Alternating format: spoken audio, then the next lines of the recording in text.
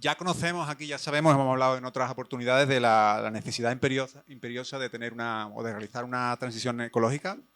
Y en esta ocasión, sin embargo, no queremos hablar sobre las causas del porqué de esa necesidad o los datos que avalan la propia necesidad, sino que nos inquietan más su desarrollo actual, las posibilidades en el contexto económico y político en el que nos atravesamos y del que estuvimos hablando un poco esta mañana, y las nuevas resistencias a ese cambio, las dificultades de difundir ese mensaje también de una forma duradera y con una divulgación que sea efectiva.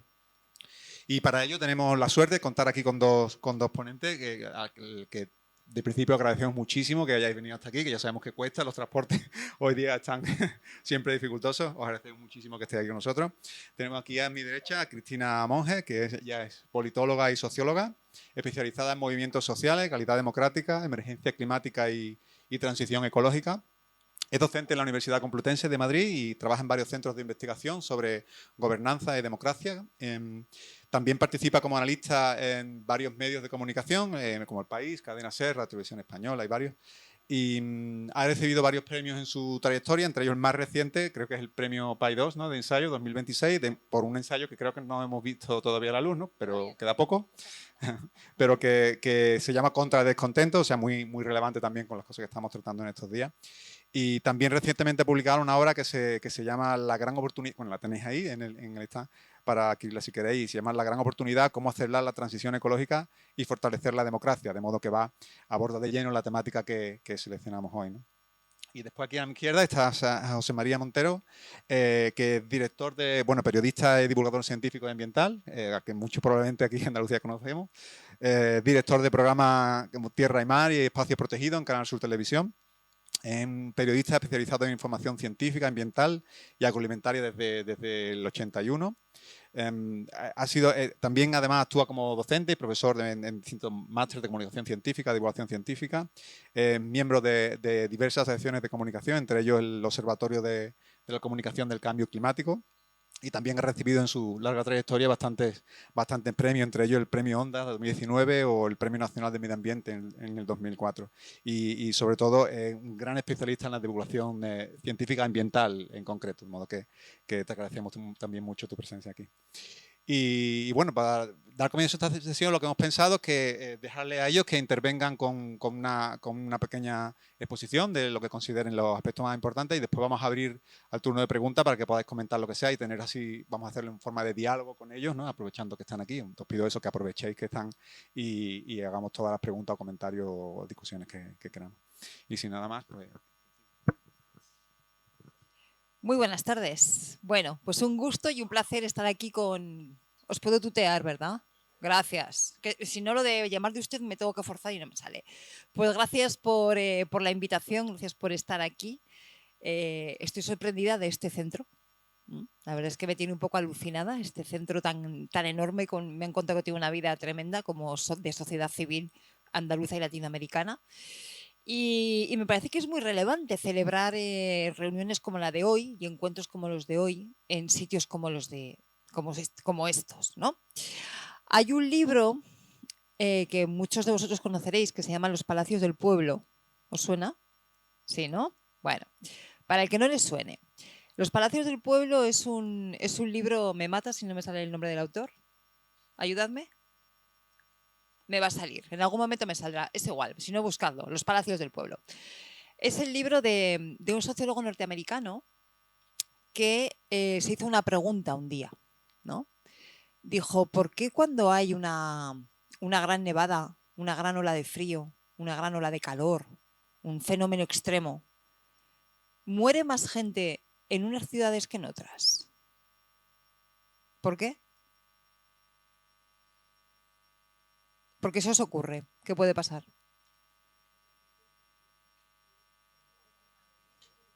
La pobreza, la desigualdad.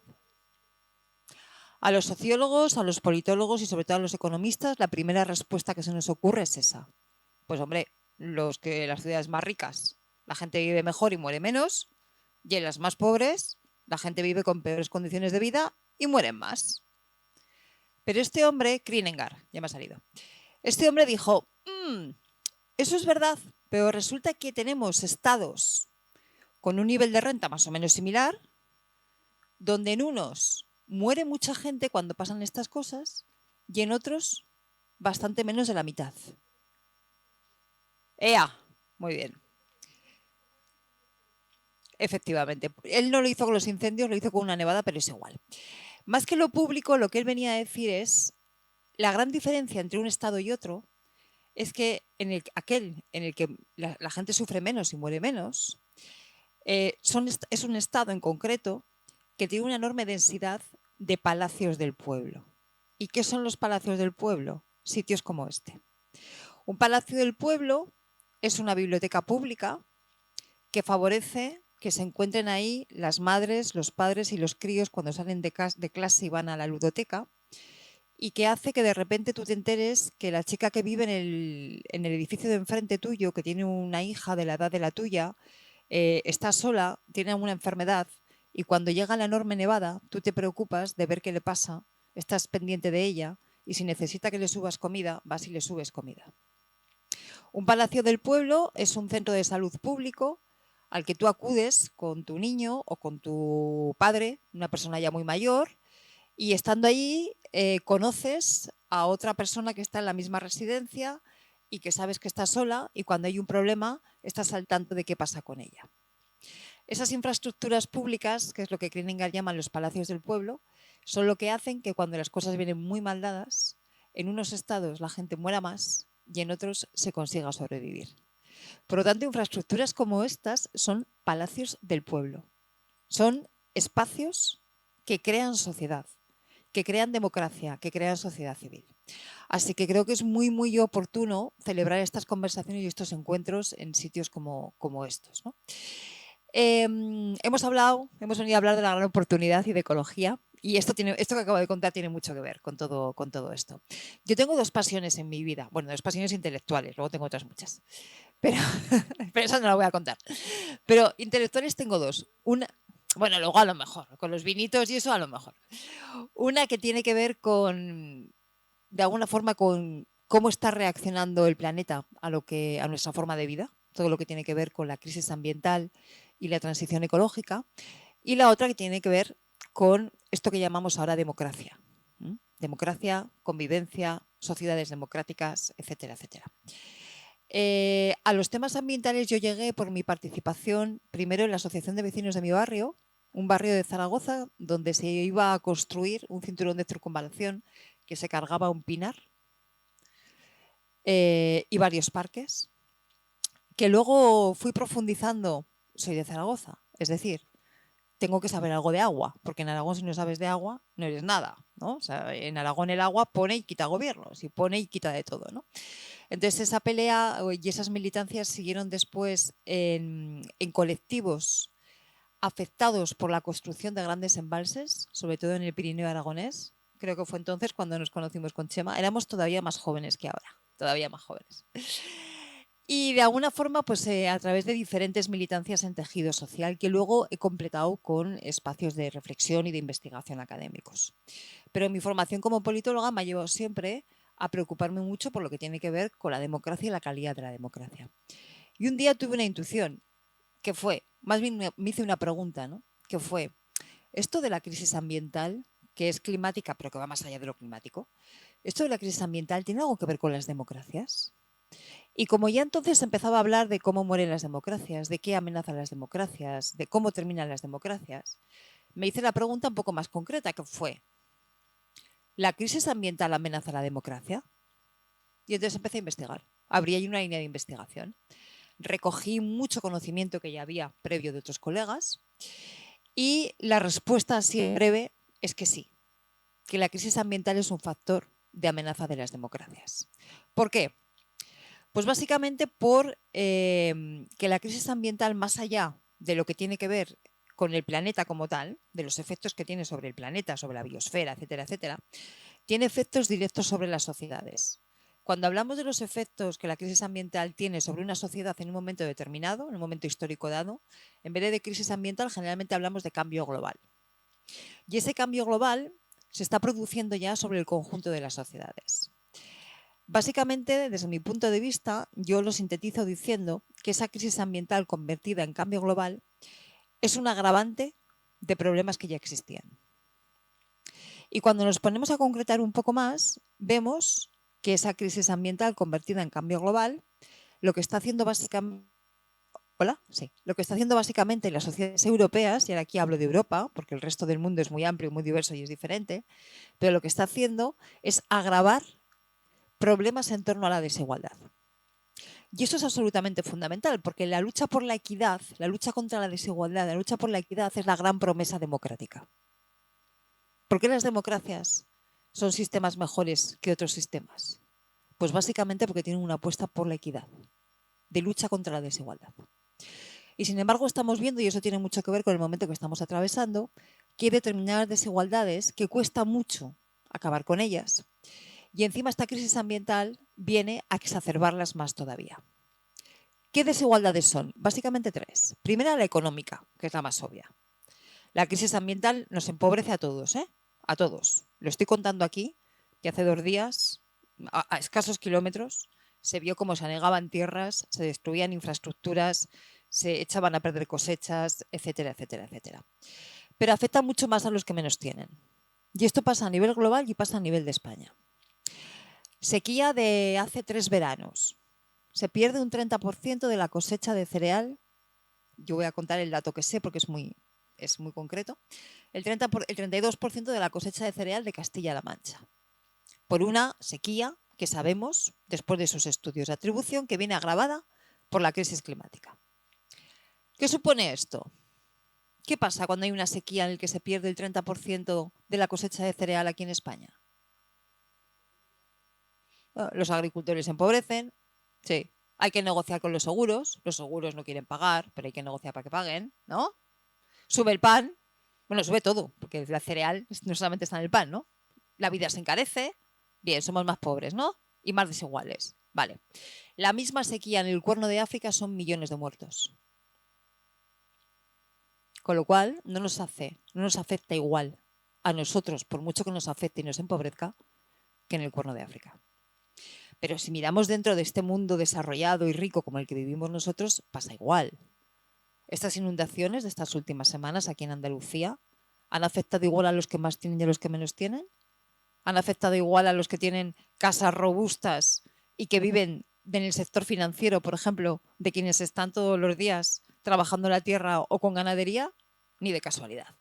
Por lo tanto, la crisis ambiental nos empobrece a todos, pero a unos más que a otros, y por lo tanto nos hace más desiguales. Segundo factor de desigualdad que se estudia habitualmente y que existe evidencia de que es así. La crisis ambiental incrementa la desigualdad de género. Anda, ¿qué tiene que ver esto con el feminismo? ¿Qué tiene que ver esto con las mujeres? Que es lo primero que piensa todo el mundo cuando se dicen estas cosas. Bueno, pues cuando se investiga un poco, empieza a encontrarse con estudios de caso elaborados por Naciones Unidas con evidencia suficiente, donde de repente te dicen, oye, ¿y por qué en ese Cuerno de África, que hay millones de muertos por la sequía, resulta que proporcionalmente mueren más mujeres que hombres? ¿A quién se le ocurre? Pues porque en esa parte del mundo primero comen ellos, luego los niños y con lo que queda ellas. Hay más muertas proporcionalmente que muertos. ¿O por qué cuando en Bangladesh hay una inundación mueren proporcionalmente más mujeres que hombres? Pues porque en según qué culturas, en según qué religiones, a las mujeres no se les permite aprender a nadar. ¿El cambio climático está creando esos problemas? No, los problemas estaban ya, pero los está exacerbando, los está incrementando.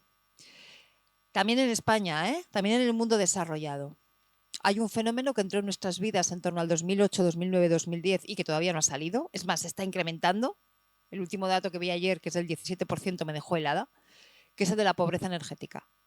Hogares que no pueden financiar, no pueden pagar la energía, tanto en invierno como en verano, para mantener su casa en una situación de confort. Cuando estudiamos cuál es el tipo de personas, el tipo de familias, mejor dicho, afectadas por la pobreza energética, que es el 17% de la población, en el último informe que salió ayer, cuando estudiamos el tipo de familias, ¿cuál es la familia más sobrerepresentada en el grupo de pobreza energética? familias monomarentales, o sea, mujeres solas con hijos a cargo. Y me podréis decir, hombre, ya, pero es que son pobres en realidad. Claro, sí, yo no digo que el cambio climático esté creando esa desigualdad, pero la está intensificando, la está exacerbando. Tercera cuestión de desigualdad, lo que tiene que ver con los territorios. Hay territorios mucho más vulnerables que otros a la crisis climática. Lo llevamos diciendo décadas, España, la península ibérica es uno de ellos. Todo el Mediterráneo en realidad es uno de ellos. En Siberia, la crisis ambiental incluso puede tener algún beneficio. Aquí nos destroza, ambiental y económicamente. Por lo tanto, fijaros, 3 elementos de desigualdad, la económica, la de género y la territorial, hay más, pero básicamente esos 3, que son los gordos, que no están creados por el cambio climático, por la crisis ambiental, pero sí que están intensificados por esa crisis ambiental. Porque lo que está haciendo esta crisis es tensionar las condiciones de vida en el planeta. Cuando se tensionan las condiciones de vida en el planeta, surgen conflictos. Y cuando surgen conflictos, la convivencia se resiente y las democracias se erosionan. Paradoja climática. Valencia, la Dana. Por cierto, la semana pasada salió el estudio de atribución. El estudio de atribución es un estudio que hacen los científicos para ver en qué medida un fenómeno extremo se puede atribuir al cambio climático o no. El estudio de atribución dice que se han intensificado un 21%, se intensificó en la Dana de Valencia, un 21% las lluvias, la intensidad de las precipitaciones y un 55% la extensión. Tela, O sea, un fenómeno que en la base de su intensidad tiene la crisis climática. Paradoja climática. ¿Quién está recogiendo los beneficios? Los beneficios, digo bien. ¿Quién está recogiendo los beneficios de la tragedia? Un partido negacionista. Paradoja climática, O sea, un fenómeno que viene exacerbado, que viene intensificado por el cambio climático, que lo suyo sería pensar, bueno, pues ahora la gente se va a dar cuenta, ¿no? ¿Quién recoge los réditos y los beneficios? Un partido negacionista. Paradoja climática. No he visto encuestas de lo que está pasando aquí en Andalucía. Las veré cuando salgan dentro de unos días, pero de momento no lo he visto. Pero no me extrañaría que pudiera pasar algo similar. Por lo tanto, fijaros cómo al exacerbarse las condiciones de vida, a tensionarse las condiciones de vida, las sociedades se resquebrajan, surgen los conflictos y efectivamente esto erosiona las democracias. Junto a esto, hay otros colegas científicos de la ciencia política que se han hecho otra pregunta muy interesante, que es, ¿son más eficaces las democracias o los sistemas autoritarios a la hora de enfrentarse a este tipo de retos? Las democracias son mucho más eficaces. No os creáis cuando digan que los sistemas autoritarios gestionan mejor estas crisis. Lo vimos en la COVID.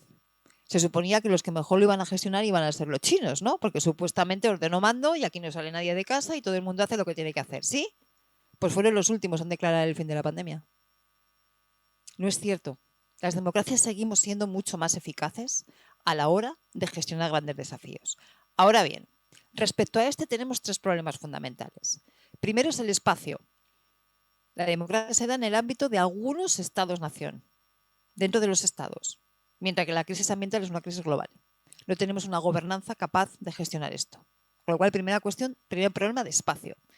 Segundo problema de tiempo. Cuando Chema se presente para ser presidente de la Junta de Andalucía, se presentará con un programa de gobierno de 4 años. Le votaréis o no por lo que se ha comprometido a hacer esos 4 años. Y cuando pasan esos 4 años, rendirá cuentas de lo que ha hecho esos 4 años. ¿Qué incentivos tiene quien se presenta a unas elecciones para plantear políticas mirando a largo plazo? Si yo estoy votando pensando en lo que vas a hacer el año que viene. Sobre todo si además esas políticas se plantean, desde mi punto de vista, de forma errónea, luego si queréis hablamos de esto, en clave de sacrificio, que es un gran error que hemos cometido. Sacrifícate y deja el coche en casa y coge transporte público. Oye, ¿de verdad estar todos los días yendo a trabajar 1 hora en el coche sin poder aparcar, gastando gasolina, un pastón, no sé qué? ¿De verdad dejar eso sacrificarse? ¿De verdad? Cuando tú te sacrificas, estás dejando algo bueno. Mira, yo tengo que sacrificar horas de sueño porque tengo que trabajar mucho. Las horas de sueño son algo bueno que tengo que sacrificar. Si no, no es un sacrificio, ¿no? Entonces, ¿de verdad estar todo el día 1 hora para ir a trabajar y otra para volver con el puñetero coche es un sacrificio? ¿A qué no? ¿De verdad tener una dieta mucho más amplia, mucho más diversificada, con alimentos, con texturas, con sabores mucho más diferentes y más variados, es un sacrificio respecto a comer toda la proteína animal que comemos y que es uno de los principales factores de cambio climático? ¿De verdad es un sacrificio dejar eso? ¿A que no? Y sin embargo lo planteamos en clave de sacrificio, que es un enorme error. Entonces, primer problema, el espacio; segundo problema, el tiempo; y tercer problema, la complejidad. La crisis ambiental es cualquier cosa menos simple, creedme. Es una complejidad extrema. Esto no va de que haga más calor, que claro que hace más calor. Esto va de que se cambian las condiciones de vida en el planeta, directamente. ¿Os acordáis de Filomena? En cuanto empezó a nevar en Madrid, las redes sociales se inundaron de gente diciendo: ¿veis cómo el cambio climático no existe? Nieva hasta en Madrid. Y dices, a ver, ¿cómo explicamos ahora qué es que esto es cambio climático? Entonces tienes que empezar a hablar del vórtice de la Tierra, de la corriente del Chorro, del anticiclón de las Azores. Y para estas alturas la mitad de la gente ha desconectado ya. Claro. Entonces, ¿cómo se explica esto?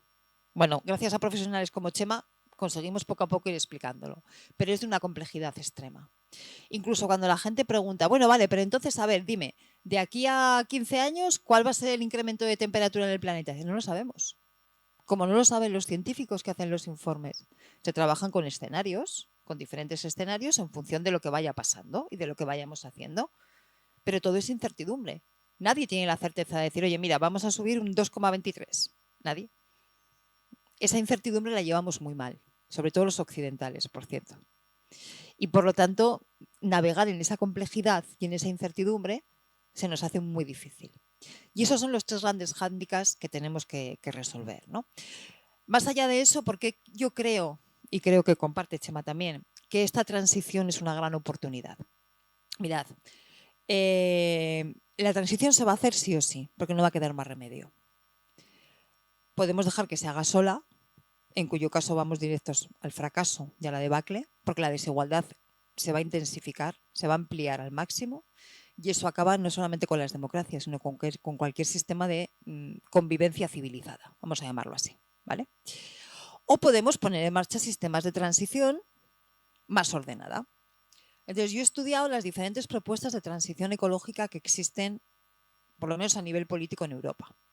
Y os puedo asegurar que te llevas muchas sorpresas cuando lo estudias en lo concreto, ¿no? Para empezar, negacionistas hay muchos menos de los que pensamos. En España en concreto un 3%, no hay más.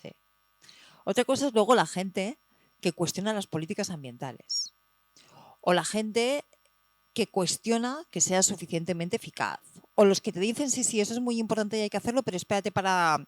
Ahora no que tengo una guerra, ¿no? Ahora no que tengo una pandemia. Ahora no que tengo una guerra y la energía está un poco disparada y tal. Ahora no que... Entonces lo van retardando, ¿no? Por eso hablamos del retardismo. Pero en realidad lo que está puesto de manifiesto, y es lo que yo he intentado también expresar en ese trabajo, en ese libro, es que existen tantas propuestas de transición ecológica como familias ideológicas en Europa. Y entonces te encuentras a grupos liberales conservadores o más que conservadores, o sea, más hacia la derecha todavía, que te dicen, no, no, el cambio climático existe, es un problemón, hay que hacerle frente, transición ecológica, descarbonización y emisiones cero. ¿Cómo? Que opere el mercado y la tecnología. Entonces, ¿vale? Y los que se quedan atrás, el mercado regulará. Bueno, es una familia ideológica que hay ahí, ¿no?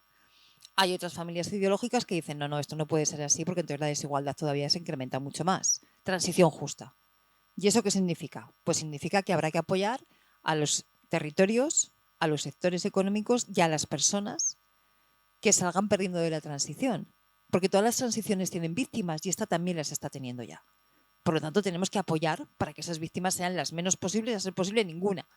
Y entonces, en ese sentido, la transición ecológica es una oportunidad para luchar contra la desigualdad.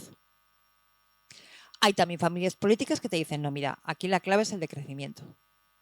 Y dentro de todo eso te dicen algunas, decrecimiento de todo, vale. Otros te dicen, no, decrecimiento de algunas cosas, pero no de otras. Bueno, pues allí hay debates, ¿no? Pero hay tantas propuestas de transición, estoy simplificando, para no extenderme más, como familias políticas. Estamos, desde mi punto de vista, ante el gran debate político ideológico de nuestro siglo. ¿Cómo afrontamos la transición ecológica? Porque afrontar eso significa preguntarse por las cuestiones fundamentales de una sociedad. Significa preguntarse qué quiere decir progreso, qué quiere decir bienestar, ¿Cómo es el estado del bienestar en un paradigma de sostenibilidad? Significa saber el futuro al que se quiere llegar. ¿Cómo es una sociedad que consideramos sostenible? Más allá de decir energías renovables, bueno, bien, sí, vale, ok, pero ¿cómo es? ¿Qué contradicciones nos plantea? ¿Cómo se puede llegar a ella? Y ese es el principal debate político de nuestros días, ¿no? Yo tengo que deciros que me enfadé mucho, y además lo dije públicamente y lo digo cada vez que puedo. Me enfadé mucho cuando al día siguiente de la Dana de Valencia, que aquella noche nos fuimos a dormir sabiendo que había pasado algo, pero no teníamos mucha idea, ¿no?, de cómo estaba la cosa. Pero al día siguiente, a eso de las 10, 10 y media de la mañana, ya empezaban a llegar noticias de que el tema era trágico, ¿no? Y en el Congreso de los Diputados se celebraba un pleno. Y sus señorías no tuvieron ninguna mejor ocurrencia que suspender el pleno en señal de duelo. Y yo me preguntaba, ¿qué cosa más importante tienen que hacer hoy las diputadas y los diputados de este país que debatir qué propone cada cual para hacer frente a esa crisis climática que está en la base de lo que luego fueron más de 230 muertos? ¿Qué cosa más importante tienen que hacer?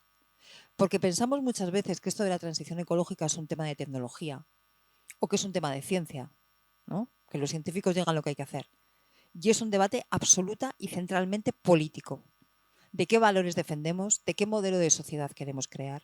¿De qué significan los conceptos fundamentales como el bienestar, el progreso? ¿De cómo hay que hacer un contrato social que incorpore la idea de sostenibilidad? Y ese es el debate. Por lo tanto, yo creo que en este debate, ya sí que termino, tenemos una enorme oportunidad, no solamente de hacer frente a esos desafíos que el planeta nos está pidiendo, sino además de hacerlo y en ese mismo camino cumplir la gran promesa democrática que es la lucha contra la desigualdad. Lo dejo aquí y continuamos luego.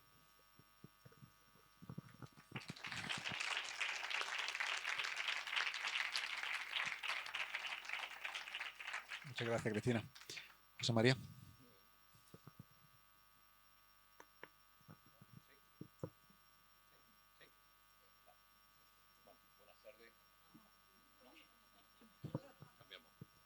Buenas tardes, amigas y amigos. Yo también estoy encantado de volver a este Palacio del Pueblo, que visité hace como 25 años y no había vuelto. La chica de recepción me preguntaba si lo había visto muy cambiado y es que no me acuerdo cómo era. Hace 25 años no he podido decirle si ha cambiado mucho o poco. Bueno, yo voy a empezar como abusando de nuestra amistad he sido el cooperador necesario. Yo voy a sumarme a los agradecimientos porque Cristina esté hoy aquí con nosotros, que tiene unas semanas muy intensas y se ha hecho unos cuantos kilómetros y yo la he enreado, porque a mí me habían enreado también para estar aquí con vosotros. Sí, somos muy de enredo, efectivamente. De hecho, hace muy poquitos días estuvimos también en Sevilla presentando su libro de La Gran Oportunidad. Y justamente ese día, y por aquí quería yo empezar, justamente ese día cuando terminamos el acto que tuvimos en el CICU de la Universidad de Sevilla, me decía Cristina en la cena, oye, ¿tú que conoces un poco el patio sevillano? Entre el público, ¿estaban solamente los conversos o había gente de otros círculos? ¿Estaban los de siempre? Y le decía, no, Cristina, he visto algunas caras que no son caras conocidas. O he visto incluso a personas que vienen de otro ámbito que no suelen ser las que vienen a este tipo de encuentros. Y la pregunta me parecía muy oportuna porque a mí una de las cosas que más me preocupan en este tipo de escenarios y con este tipo de reflexiones es la endogamia. Al final siempre somos básicamente los mismos los que nos estamos contando lo mismo en los mismos sitios. Y claro, es muy consolador porque estamos todos de acuerdo. Sí, yo estoy viendo mientras habla Cristina. Claro. Sí. Pero luego yo me pregunto siempre, oye, ¿y ahí afuera qué es lo que ocurre? Fuera de esta sala, no hace falta ni irse a Antequera. Ahí los que están en otra reunión aquí mismo, ¿qué saben de todo eso sobre lo que estamos reflexionando, ¿no? ¿Qué se sabe de esta gran amenaza y qué se sabe de esta gran oportunidad, ¿no? Cristina, lo veníamos hablando en el coche y ya lo ha citado ahora. Realmente lo que ha ocurrido estos días, las inundaciones, que tienen un vínculo directo con el cambio climático y con el cambio global, realmente han servido para que la gente sepa de la existencia de ese vínculo y sepan de qué manera pueden actuar no solamente a título individual, sino como sociedad frente a ese problema? ¿Realmente lo saben o esto es una cosa que hablamos siempre, los de siempre, en los mismos sitios, ¿no?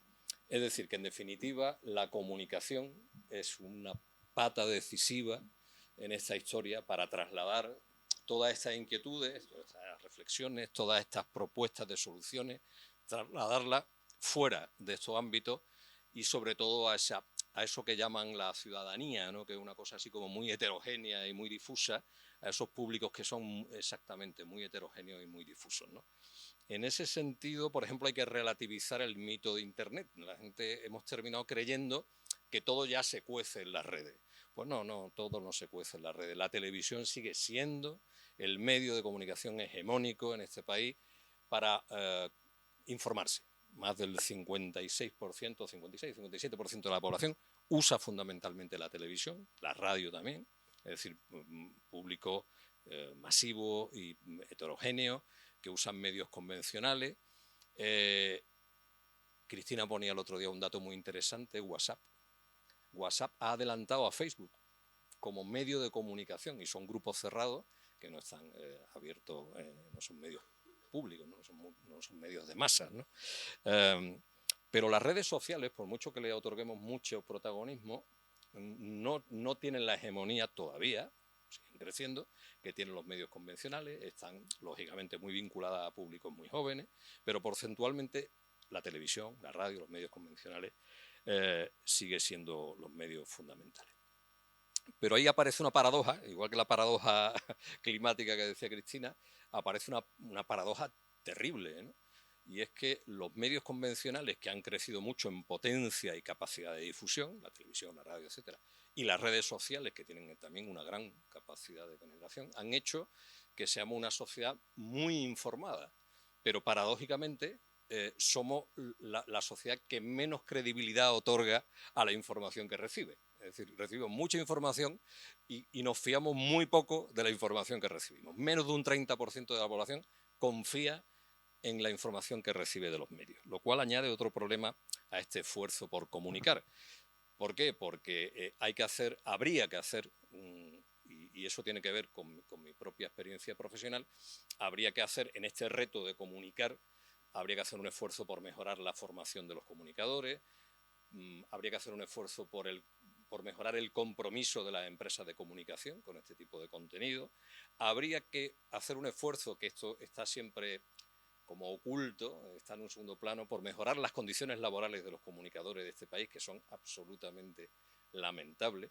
No se puede pedir un periodismo digno en condiciones indignas y no se puede pedir un periodismo de calidad cuando el grueso de los comunicadores y las comunicadoras que tienen que atender a cuestiones complejas van como van, con unos horarios terribles, unos sueldos terribles y unas condiciones de trabajo terribles. Porque hablamos de crisis ambiental y de cambio global, que es una información complejísima, ya lo decía Cristina. Y ahí también me lo he apuntado aquí para que no se me olvidara, porque también me parece un elemento importante.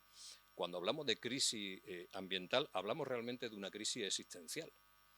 Es decir, al planeta le resulta absolutamente intrascendente que haya cambio climático, que se fundan los glaciares, que se agoten las pesquerías o que haya unas sequías terribles en el Cuerno de África o unas inundaciones terribles. Le resulta absolutamente intrascendente. A lo único que nos resulta trascendente es a lo humano. Por tanto, es una crisis existencial. Y eso da idea de la importancia, como decía Cristina, de la importancia de este reto, y también de la importancia de transmitir esta cuestión tan compleja a públicos que no son inicialmente sensibles a estas cuestiones, que no son especialistas en estos temas, que no tienen especial interés por tener más información, incluso en situaciones como las que hemos vivido estos días, ¿no? Incluso en esas situaciones no hay una mayor demanda de información sobre ello. Y esto tiene que ver con el cambio climático, cómo se relaciona una cosa con otra, ¿no? Claro, si es una información compleja que sería necesario trasladar a esos públicos no especializados en un momento en el que precisamente en los medios convencionales, no digamos en las redes sociales, hay una tremenda crisis de la información compleja, dicho de una manera muy elocuente, como me contaba un compañero hace años ya, Dice, te voy a explicar lo que es la crisis de la información compleja en televisión. Si tengo que explicarlo, renuncio a contarlo. Claro, entonces, ¿qué quiere decir? Que al final los contenidos que te estoy ofreciendo son entretenimiento, son banalidad, son sucesos. Los sucesos son muy llamativos, captan mucho la atención, pero si no nos sirven para revelar los procesos, se quedan simplemente en algo superficial y llamativo, que suma audiencia, pero que no revela las verdaderas causas y las consecuencias del problema. Siempre pongo el mismo ejemplo porque es muy revelador, sobre todo por el tiempo transcurrido. Recordaréis, la habréis visto todo o casi todo, la película Buenas noches y buena suerte. Un clásico de George Clooney, que lo que mostraba era el pulso aquel terrible que mantuvo Ed Murrow, que era un periodista norteamericano, con un senador que no sé por qué me recuerda mucho a Donald Trump, que se llamaba McCarthy, que fue el de la caza de brujas y perseguía, a él le parecía que todo el mundo era de izquierdas, comunista, peligrosísimo, había que meterlo a todos en la cárcel. Y este McCarthy intentó retorcerle el brazo a Murrow, que era el líder de los informativos de televisión en aquel momento. Y no lo consiguió, ¿no? La película lo que revela es ese pulso entre los dos en el que Murrow defiende la independencia de los informativos frente a las presiones políticas. Pues entonces, en el año 53, 54, fijaros si ha llovido, le preguntaron a Murrow si él pensaba que la política terminaría y los políticos terminarían tomando al asalto los informativos de televisión. Y él dijo, no hay que preocuparse por la política, el problema va a ser el entretenimiento. Y efectivamente, ha sido el entretenimiento. Si os fijáis, el espacio sacrosanto hasta hace relativamente poco tiempo de los informativos ha sido tomado al asalto por eso que le llaman ahora el infoentretenimiento, que no sabe muy bien uno dónde termina la barrera de una cosa y comienza la otra, ¿no? Y el entretenimiento se ha ido comiendo ese esfuerzo por interpretar la información compleja, ¿no? que se ha ido desplazando. Incluso cuando han aparecido nuevas narrativas que han querido llevar eso a los programas de entretenimiento, eso lo han aprovechado los del lado oscuro de la fuerza. Ahí tenemos El Hormiguero, tenemos a Iker Jiménez, que se venden como información, ¿no? Cuando en realidad es entretenimiento con una carga ideológica tremenda, ¿no? Y que va dirigida, además, a lo que decía Cristina, ¿no? A los colectivos más vulnerables, a los que tienen menos capacidad de análisis, menos capacidad crítica, a eso van esos contenidos, ¿no? Entonces, yo creo que hay que hacer alguna reflexión sobre la endogamia y sobre la importancia de la comunicación para salir de estos círculos endogámicos y trasladar esto a la ciudadanía. Y en eso se me ocurren también una serie de cuestiones que yo las lanzo ahí, las pongo encima de la mesa para que luego las recojamos y podamos hablar de ellas si os apetece. Una tiene que ver con lo que estamos haciendo aquí. A mí me parece fundamental crear espacios intergeneracionales. Me parece fundamental que nos mezclemos gente de distintas generaciones a reflexionar sobre esto, porque en lo que tiene que ver con la comunicación en concreto, pero en general con todo, la gente más joven tiene elementos que las personas que tenemos ya cierta edad hemos perdido o se nos ha debilitado mucho. El atrevimiento y la creatividad son dos elementos propios de la gente más joven. Y se necesita, o sea, la crisis es de tal calibre y tal complejidad que se necesita mucha imaginación. Aparte de voluntad y de todo, se necesita mucha imaginación para buscar soluciones a determinados problemas, ¿no? Y en ese sentido yo siempre digo que la gente más joven, y estoy hablando de gente muy joven, son como los exploradores de los nuevos territorios, ¿no? Son los que se atreven a internarse en territorios desconocidos, buscando esas soluciones que a nosotros muchas veces no se nos ocurren porque no tenemos ya ese grado de creatividad y ese grado de atrevimiento, ¿no? Por tanto, y luego os contaré, si os apetece, algún ejemplo que he vivido muy recientemente en Argentina, que he estado este mes de diciembre, Argentina que vive un momento tremendo, y como he estado sondeando un poco ese momento argentino, ese momentum Milei y todo lo que hay alrededor de eso, me he encontrado con algunos ejemplos muy elocuentes de lo que aporta la gente muy joven en un momento como ese y cómo se encuentran a veces vías de comunicación que nadie hubiera sospechado que tendrían esa capacidad de introducirse en un sistema que se está blindando para que no llegue, es decir, para que la ciudadanía no tenga capacidad de reflexión sobre lo que le está ocurriendo. Otra cuestión que me parece fundamental, Cristina y yo la hemos hablado muchas veces, y yo cuando leí La gran oportunidad me la encontré ahí como uno de los ejes fundamentales de ese libro, es alimentar la esperanza. Es decir, es muy difícil invitar a la acción si no lo haces desde la esperanza. O sea, si tu idea es que todo se va a la mierda, ¿para qué vas a actuar? Mejor me voy a casa y me abro una botella de vino y espero que caiga el meteorito, ¿no? ¿Para qué vamos a hacer nada, ¿no? Entonces la alimentación de la esperanza me parece fundamental, porque además sin esperanza no solamente la acción se debilita, sino que aparece ese fenómeno que está apareciendo ahora tan terrible de con Franco se vivía mejor. Es decir, se alimenta los totalitarismos y la gente termina creyendo que antes las cosas eran mucho mejores que ahora, ¿no? Y que el totalitarismo, como decía Cristina, va a solucionar los problemas, ¿no? Porque en realidad se parte de un momento de desesperanza, ¿no? ¿no? Y esa desesperanza es veneno en la urna. También lo hablábamos el otro día en esta presentación en Sevilla, ¿no? Pues decíamos, sí, se habla mucho de la gente joven, pero luego va a haber realmente movilización cuando llegue el momento de votar, porque si hay un grado de desesperanza alto, de descontento, de falta de un, ¿cómo le llama?, de futuro deseable, una falta de un futuro deseable, ¿quién se siente invitado a votar, ¿no? Y luego me había notado algunas estrategias que a mí me parecen básicas de comunicación, que son las que yo trato, a veces con serias dificultades, de llevar a la práctica todos los días en mi desempeño profesional, que tienen que ver con la comunicación de una cuestión como esta, ¿no? Una es la atribución justa de responsabilidades. A mí me parece que se alimenta cierta angustia en los ciudadanos cuando trasladamos la idea de que tenemos mucha más responsabilidad en el problema de la que realmente tenemos. Y me explico, se nos bombardea para que cerremos el grifo mientras nos cepillamos los dientes, y luego leemos que hay un centro de tratamiento de datos para inteligencia artificial que derrocha no sé cuántos millones de metros cúbicos de agua. Dice, a ver, cerrar el grifo mientras me cepillo los dientes es de sentido común. Pero, claro, hay que hacerlo. Pero no me lo vendas como, si no cierra, y cae sobre mí una maldición divina porque no he tirado separado el envase en el contenedor y además he cogido el coche y no he ido en el metro. Claro, a ver, hay que atribuir la responsabilidad en la medida en que cada uno es responsable de cada cosa, ¿no? Y luego además la responsabilidad ciudadana requiere de administraciones que faciliten el desempeño de esa responsabilidad. Si yo para tirar el envase en el contenedor amarillo tengo que recorrer 6 kilómetros, no tiene sentido. Si yo para moverme de forma sostenible no tengo autobuses, no hay carril bici, el metro funciona fatal, pues terminaré cogiendo mi coche, ¿no? Claro. Entonces hay que situar la responsabilidad también en su justa medida para no generar, creo, angustia en los ciudadanos. Otro elemento que me parece fundamental en el tema de la comunicación de la transición es revelar el precio de la inacción. Insistimos mucho en revelar el precio de la acción y raramente revelamos el precio de la inacción. Y a lo mejor hace una serie de años no estaba cuantificado el precio de la inacción, pero ahora sí lo sabemos cuánto cuesta la inacción. Y pongo un ejemplo que nosotros vivimos en tierra y mar, un día sí y otro no. Parada biológica en el caladero del Golfo de Cádiz.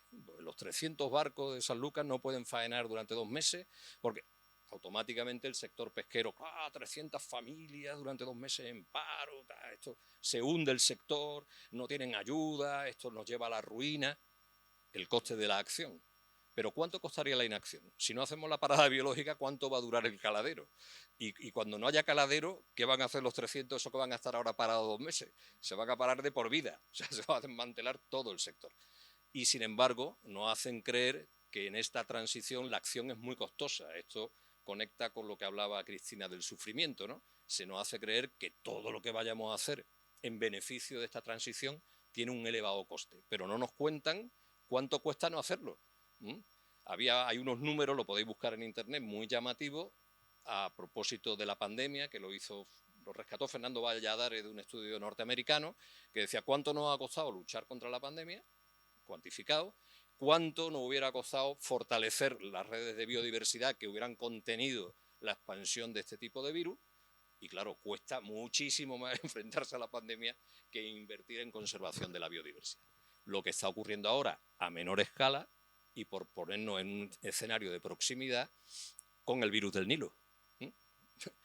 El virus del Nilo está requiriendo una inversión de las administraciones tremenda y va a seguir creciendo cuando viene de un problema que se llama cambio climático y pérdida de biodiversidad, en el que no se había invertido ni se le había prestado ninguna atención. Vale. Revelar el precio de la inacción. Otra cosa, como os decía con esto del virus del Nilo, es insistir en la comunicación de proximidad y la comunicación de precisión. ¿De precisión qué quiere decir? Que no hay una sola audiencia, que es que hay muchas audiencias distintas y tenemos que comunicar en función de aquellos a los que nos dirigimos y adaptar nuestro mensaje a aquellos a los que nos dirigimos.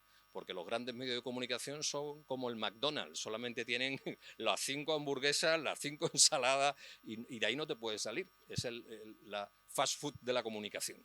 Y aquí hay que hacer una comunicación más de precisión, de decir, oye, pues si me estoy dirigiendo a una audiencia mayoritariamente vinculada al sector primario o que tiene una cierta edad o que no tiene estudios o que tiene muchos estudios, tendré que adaptar mi mensaje, mi comunicación a eso.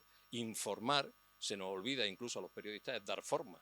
Aunque suene un poco espanta, ¿cómo que dar forma? Manipular. No, dar forma a la información. Hacer que la información tenga sentido para el que la recibe. Y no todo el mundo está en las mismas circunstancias para recibir una información. Entonces, la información de precisión es muy importante. Y la de proximidad. La información de proximidad es una información en lo que se refiere a la transición ecológica y al cambio global, es una comunicación zen.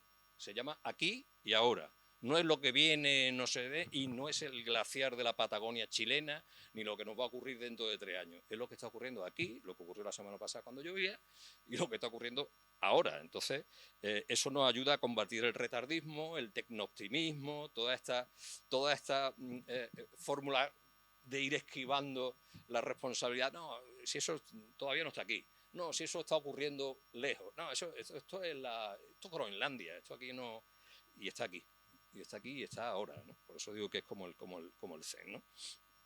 Y vincularlo con lo cotidiano, ¿no? Con la salud, como decía, del virus del Nilo, con el trabajo.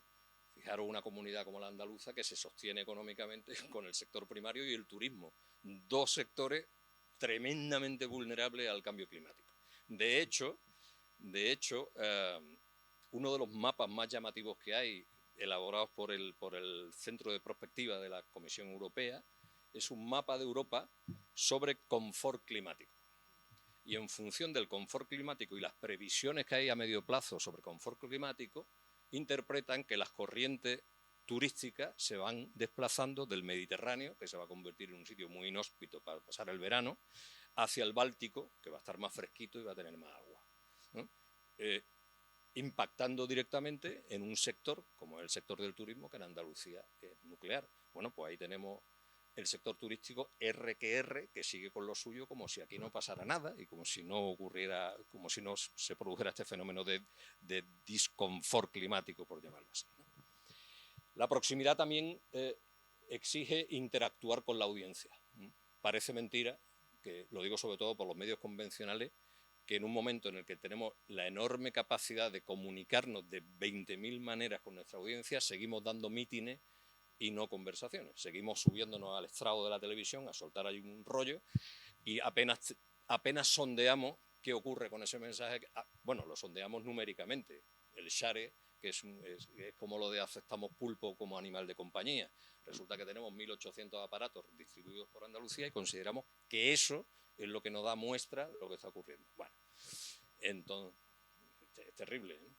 Entonces, aprovechar todas las herramientas de interacción con la audiencia precisamente para modular nuestro mensaje, para saber dónde está la sensibilidad, qué se nos requiere, qué cosas exigen a lo mejor más explicación o menos.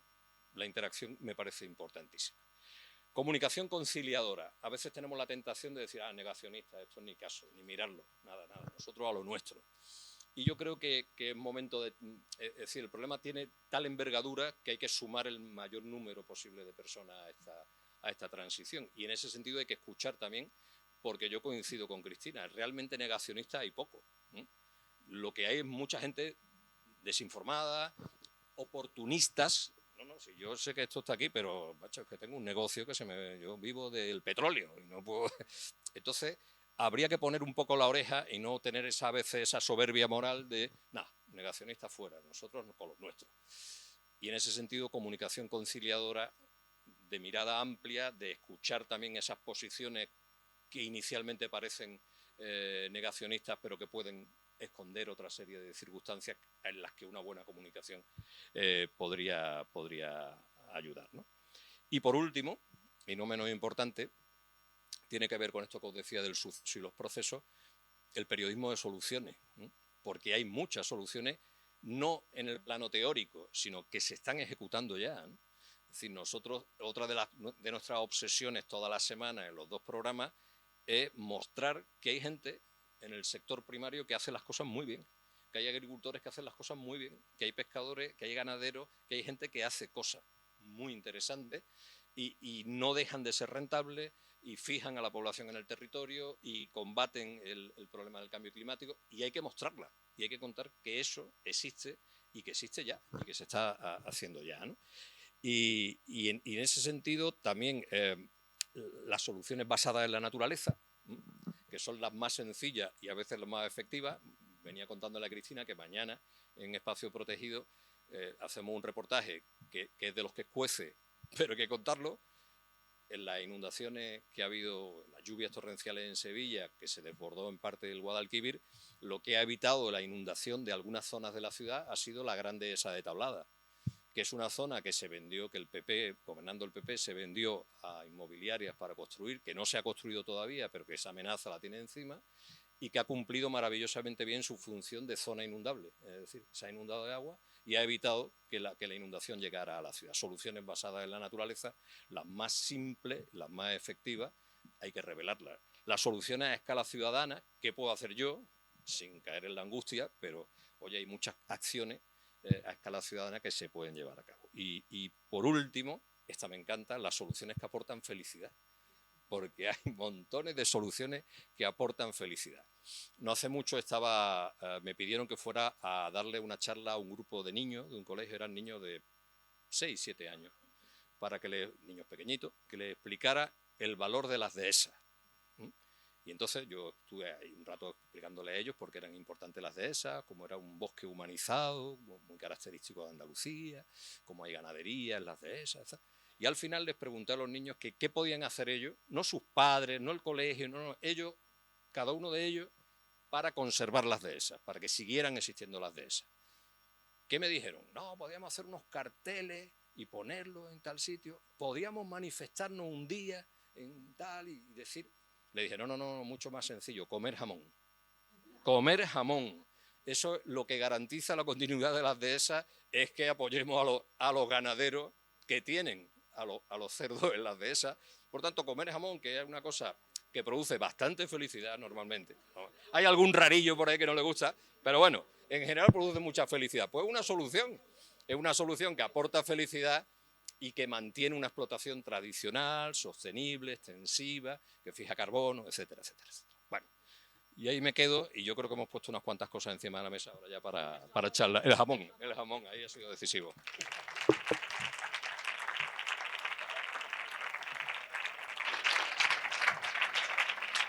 Muchísimas gracias. Bueno, a mí me gusta que estemos encontrando puntos en común, ¿no? Desde soluciones felices a identidades gozosas que hablábamos esta mañana, ¿no? Entonces todo va fluyendo. Bien, abrimos el micrófono entonces para preguntas, cuestiones, dudas, comentarios que tengáis hacia Cristina, hacia José María o ¿cómo es? Juanito, ¿tienes un micrófono? Juanito.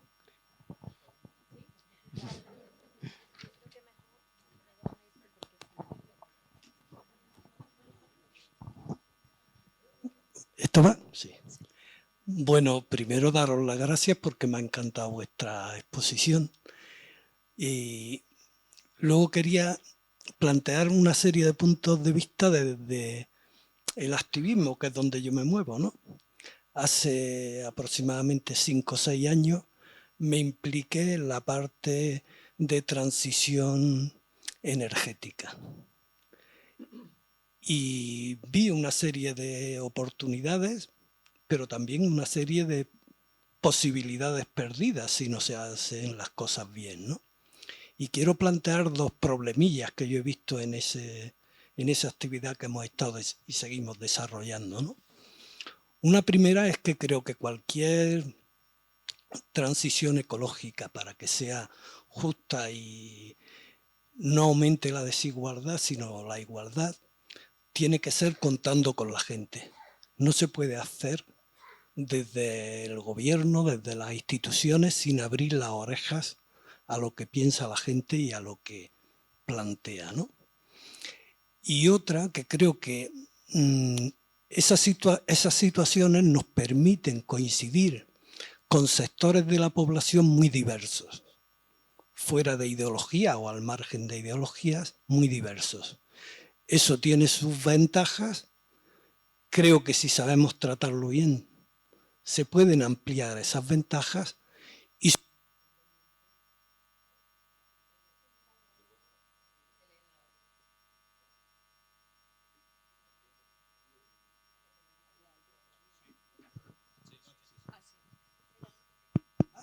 ¿da? Sí.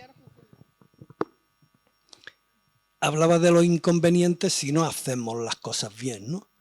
Y sí tengo algunas dudas desde que nuestros dirigentes, ¿no?, desde el gobierno, en algunos casos se aborden bien las cosas, ¿no?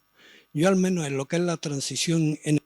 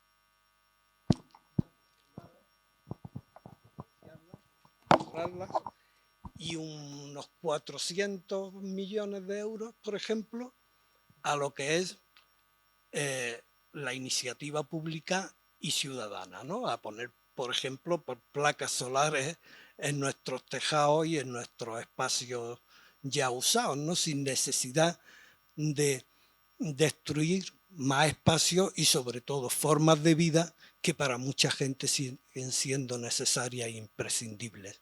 Ahí creo que hay una responsabilidad de la administración y no la veo reflejada muchas veces en la comunicación o en las comunicaciones que hacemos y se hacen, ¿no?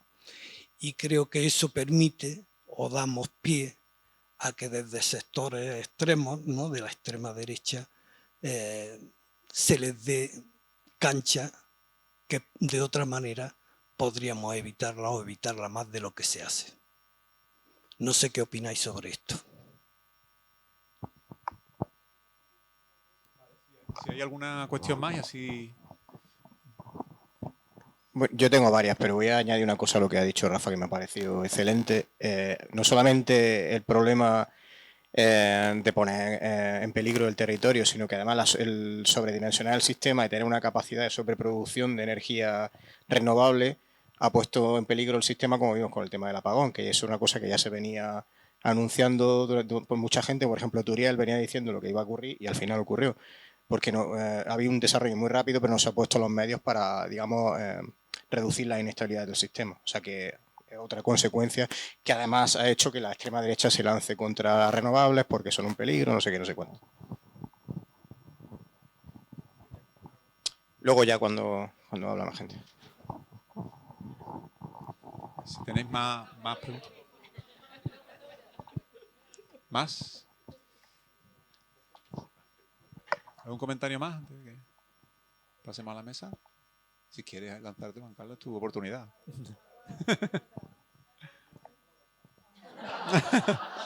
Bueno, pues si queremos, Cristina.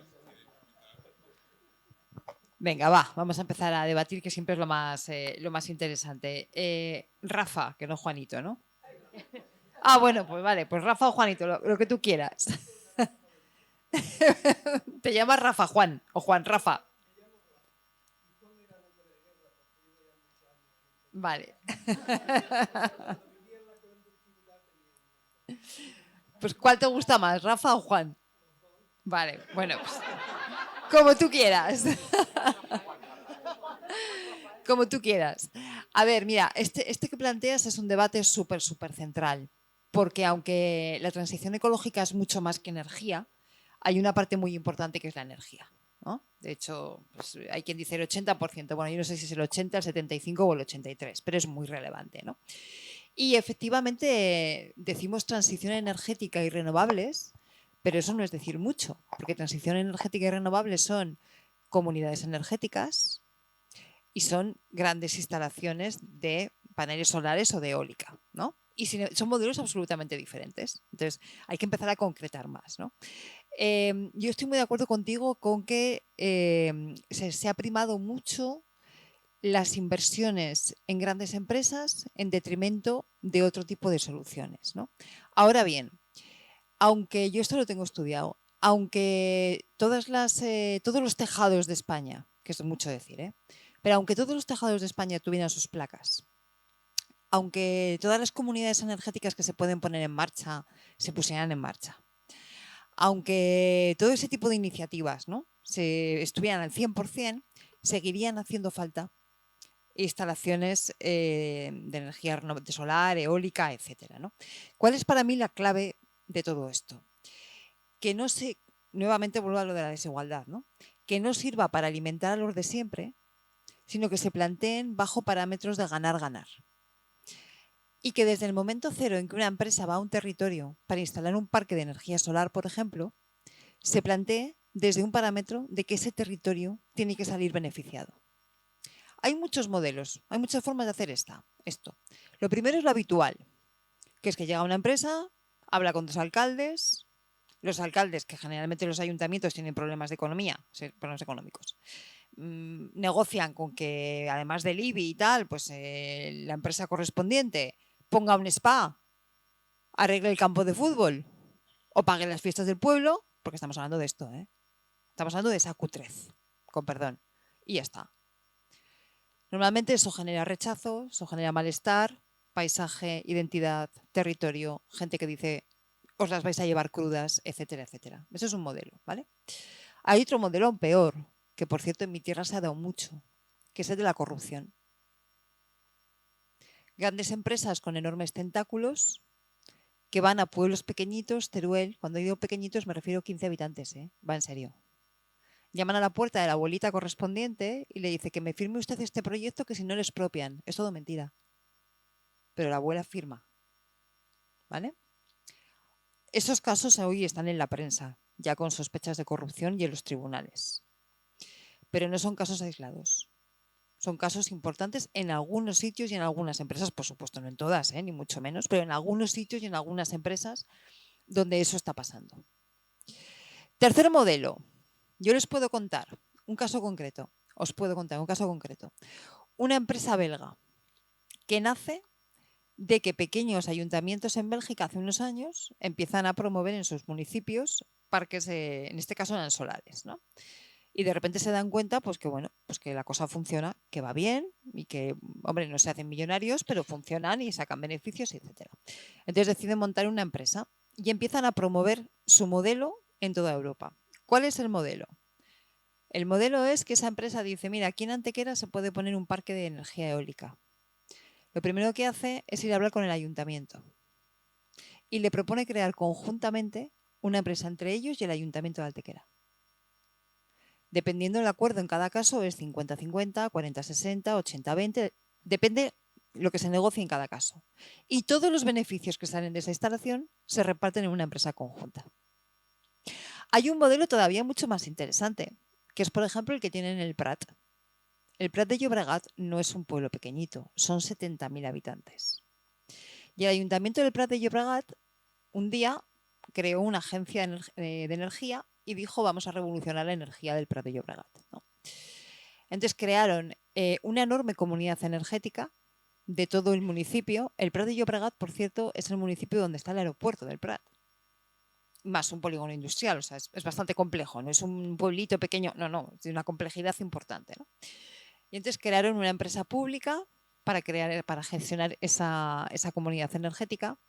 Llegaron a un acuerdo muy divertido con la iglesia, porque resulta que en ese municipio en concreto la iglesia tiene un montón de edificios, como estos, por cierto, sitios de convivencia, catequesis, colegios, conventos, en fin, tienen un montón de edificios. Entonces, llegaron a un acuerdo con la iglesia para que cediera todos los tejados a cambio de tener gratis un 30% de la energía que consumían. Y crearon una estructura jurídica en la cual esa comunidad energética está liderada por el ayuntamiento. Luego hay una participación, no recuerdo los porcentajes, no me los voy a inventar. Hay una participación de las empresas, del polígono industrial y del aeropuerto, y una asociación de las vecinas y vecinos del Prat, que no es una asociación de vecinos, es una asociación de vecinos que se crea, es proceso para eso, con poder de veto. ¡Anda! ¡Anda! ¡Anda! Claro. Fijaros qué cantidad de modelos diferentes. He simplificado en 3, hay muchos más, ¿eh? Pero fijaros qué cantidad de modelos distintos. Y fijaros qué planteamiento político tan distinto en unos casos o en otros. Ese es el debate político que hay que hacer. Ese es el debate que a mí me interesa. Vamos a debatir por qué no hay más comunidades energéticas como la del municipio del Prat. Adaptadas a cada sitio, que serán diferentes. Pero vamos a debatir por qué no hay eso. Vamos a ver qué modelos hay y no hay. Vamos a ver cómo se puede fomentar ese tipo de iniciativas, ¿no? Ese es el gran debate que tenemos que cumplir ahora mismo. Y es el debate que creo que nos está abordando, ¿no? Por lo menos con esta claridad. Con el tema del apagón, yo no estoy de acuerdo con lo que planteaba Turiel. Por lo siguiente, hasta lo que sabemos ahora, me refiero con lo del apagón, lo que sabemos hasta ahora, salvo que mañana salga otra información, las renovables no tuvieron nada que ver. Pero nada. Ha habido un ejercicio de desinformación y de intoxicación en ese tema que es salvaje. Yo no puedo contar nada que yo no tengo pruebas y las informaciones saldrán cuando tengan que salir. Pero mis sospechas, y son sospechas, sin más, no apuntan a renovables. Apuntan a alguna empresa que tenía bastante interés en hacer un dinero extra y que no es de renovables, precisamente. Entonces, yo no puedo decir nada más porque no lo sé, porque solo tengo sospechas. Pero sí que os pediría que hasta que no salgan todos los informes y se vea bien todo y se certifique bien todo, que mantengamos un poco la alerta contra la desinformación, porque está habiendo un ejercicio de intoxicación salvaje. Si las cosas van por donde parece que pueden ir, no estamos hablando precisamente de renovables, sino de todo lo contrario. Y alguna empresa pasándose de lista. Entonces, como yo no tengo la certeza, ¿vale? Lo que sí que os diría es, vamos a ser cautos hasta que no lo sepamos, porque me parece que culpar a las renovables de esto fue un ejercicio, y yo creo que Antonio lo hizo con su mejor voluntad, ¿no? En el sentido de decir, oye, esto se ha desarrollado muy rápido y el sistema peta. No. Es que hubo alguien que hizo algo que no debía. Parece ser, pero insisto, no lo sé, ¿vale? Entonces, mientras tanto, yo diría cautela, un poquito de prudencia. No, de la parte desde el punto de vista técnico, digo, ¿eh? Sí, pero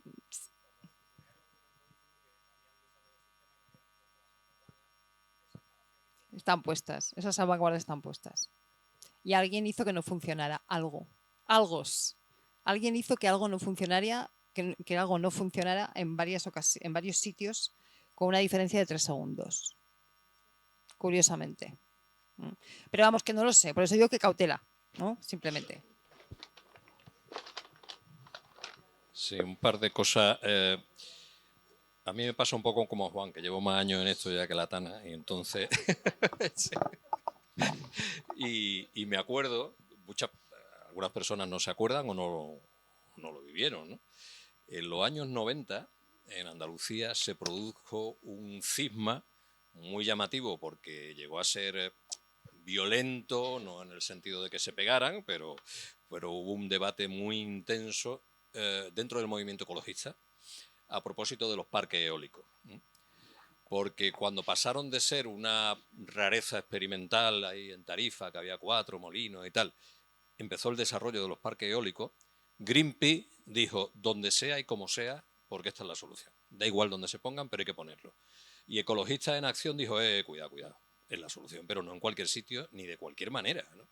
Y entonces hubo un enfrentamiento dentro del movimiento ecologista por esas dos posturas, porque Greenpeace decía que acusaba a Ecologistas en Acción de retardismo, ¿no? No, si nos ponemos aquí finol y de que en esta loma no porque el paisaje, en esta no porque pasan las migratorias y tal, entonces esto, claro, y tenían más razón Ecologistas en Acción que Greenpeace, porque está ocurriendo con los parques fotovoltaicos, ¿no? Nosotros hemos hecho algunos reportajes de eso revelando que hay una burbuja fotovoltaica. ¿Por qué? Porque los fondos de inversión también han llegado ahí.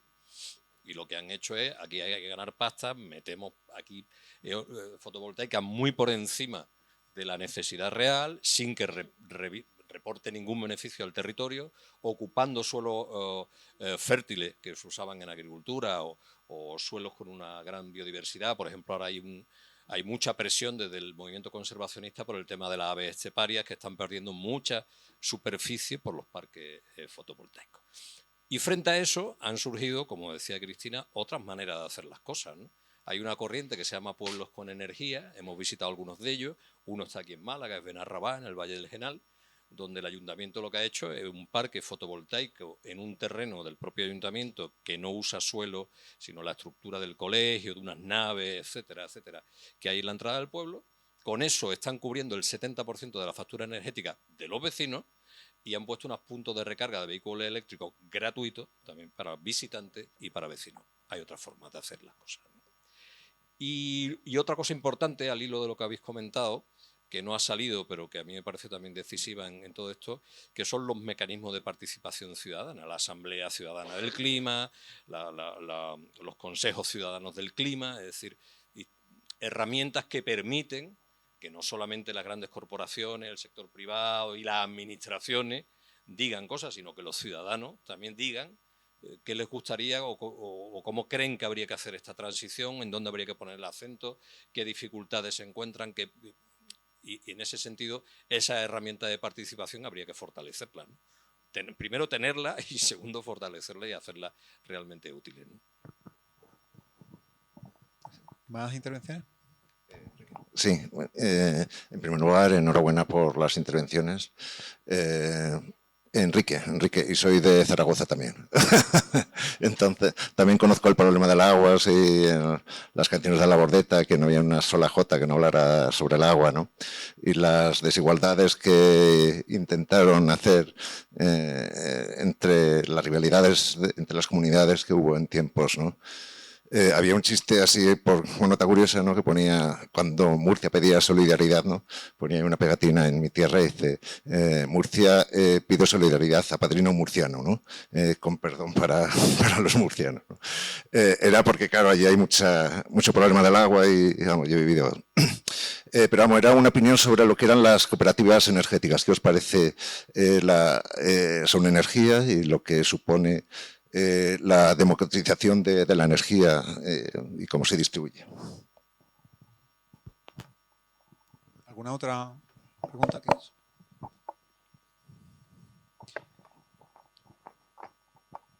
Mientras surge, yo tengo una cosa...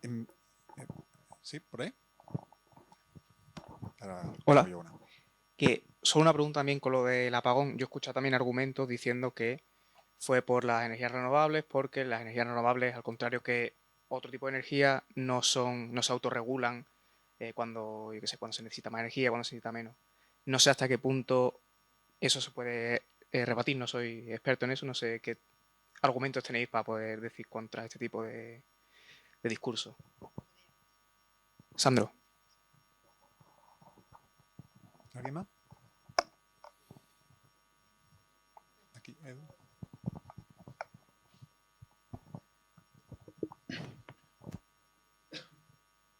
Hola. No, me llamo Edu. Soy de Sevilla.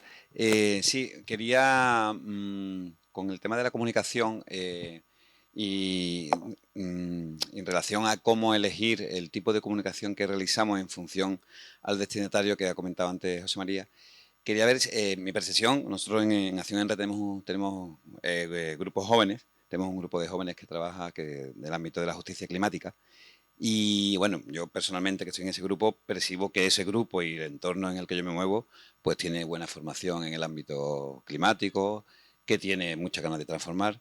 Pero quería saber vosotros, vuestra percepción con respecto a los jóvenes, que es una palabra muy general que incluye diferentes sectores, pero primero, ¿qué percibís que está ocurriendo en este ámbito de la transición ecológica o de la justicia climática con respecto a los jóvenes de España? Y cuáles serían las principales estrategias comunicativas cuando trabajamos con jóvenes, ¿vale? Un poco si nos podéis marcar ahí unas pautas y unas guías.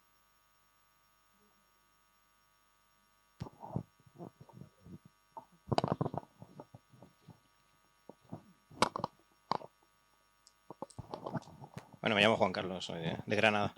Está para José María, me ha parecido súper interesante lo que has contado por ejemplo, el tema del manejo de la pesquería y eso, de la parada biológica. En el mundo ecologista a menudo tenemos una confrontación con la gente que trabaja en el sector primario y somos, digamos, el demonio en personificado, ¿no? Entonces, bueno, hay muchos tipos de ecologismo, un ecologismo más urbanita, un ecologismo que, digamos, entiende más a la gente que trabaja en el sector primario como custodio del territorio y que le apoya en sus reivindicaciones y en sus luchas. Y desde ahí trabajamos nosotros también, somos voluntarios en la recuperación de acequias históricas en Sierra Nevada, en varios proyectos que hay. Pero lo que quería preguntarte es cómo enfocarías tú, desde el punto de vista comunicativo, la relación entre el mundo, o qué tendríamos que decirlo, cómo tendríamos que dirigirnos los que trabajamos en la defensa del territorio, en la defensa del medio ambiente, a la gente que trabaja en el sector primario.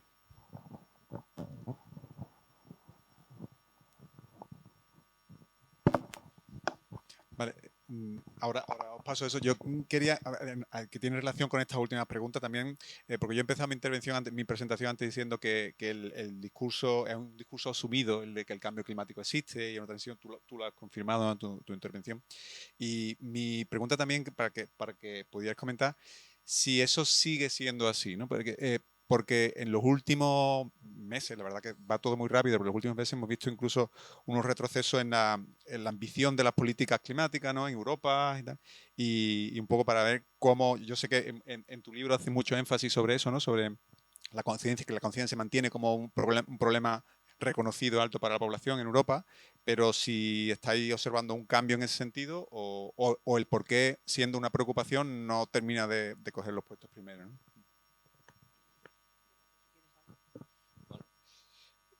Sí, pero esto conecta con lo que decía, creo yo, lo que decía antes Cristina, ¿no? Parece que estamos deseando que surja un problema geoestratégico, una guerra, una pandemia, algo para decir, bueno, vamos a ponernos con la pandemia y vamos a dejar lo otro que no es importante, no revelando además la conexión que hay entre una cosa y la otra, ¿no? Porque al final no son problemas estancos, sino que están todos vinculados y el cambio global aparece por todos esos sitios, ¿no? Aparece Claro, cuando se habla de inmigración, habría que contar que la gente se mueve de determinados sitios porque hay una sequía extrema y tiene que emigrar para poder comer, ¿no? Y esas sequías extremas vienen del cambio climático, ¿no? Y así todo, ¿no? Todos los movimientos de presión geoestratégica tienen que ver con la obtención de materias primas, con la obtención de energía, de petróleo, de lo de Venezuela. Todo eso, todo está conectado, ¿no? Entonces, claro, tenemos esa tendencia, la clase política, esa tendencia de decir, no, bueno, ahora con estas circunstancias vamos a tener que aplazar eso, ¿no? Ahora yo particularmente, que me inquieta mucho porque en este tipo de debate se suele quedar siempre en un segundo plano y a mí me parece que, en eso coincido con algunos especialistas, que por la velocidad a la que va y el impacto que va a tener, es incluso más inquietante que el cambio climático la pérdida de biodiversidad. Y se queda ahí un poco retrasada porque todo ahora va focalizado a eso.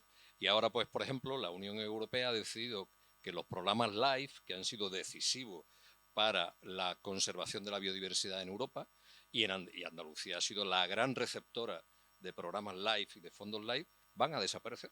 Se van a integrar en una cosa más grande, que tal, no sé. Bueno, una cosa que está indefinida, que es difusa, ¿no?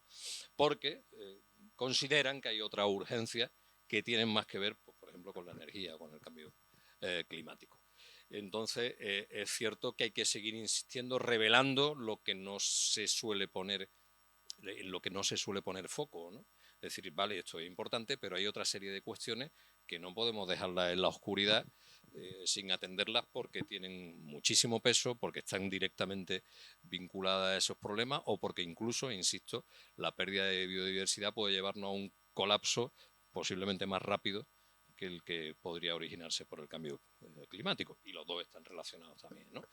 Evidentemente. Pero es muy llamativo, y algunos estudios muy llamativos de cómo la atención mediática a la pérdida de biodiversidad ha caído en la misma relación en que ha subido la atención mediática al cambio climático, y ese fenómeno ha originado menor atención de la clase política y menor disposición de medios económicos para destinarlo a una cosa o a la otra.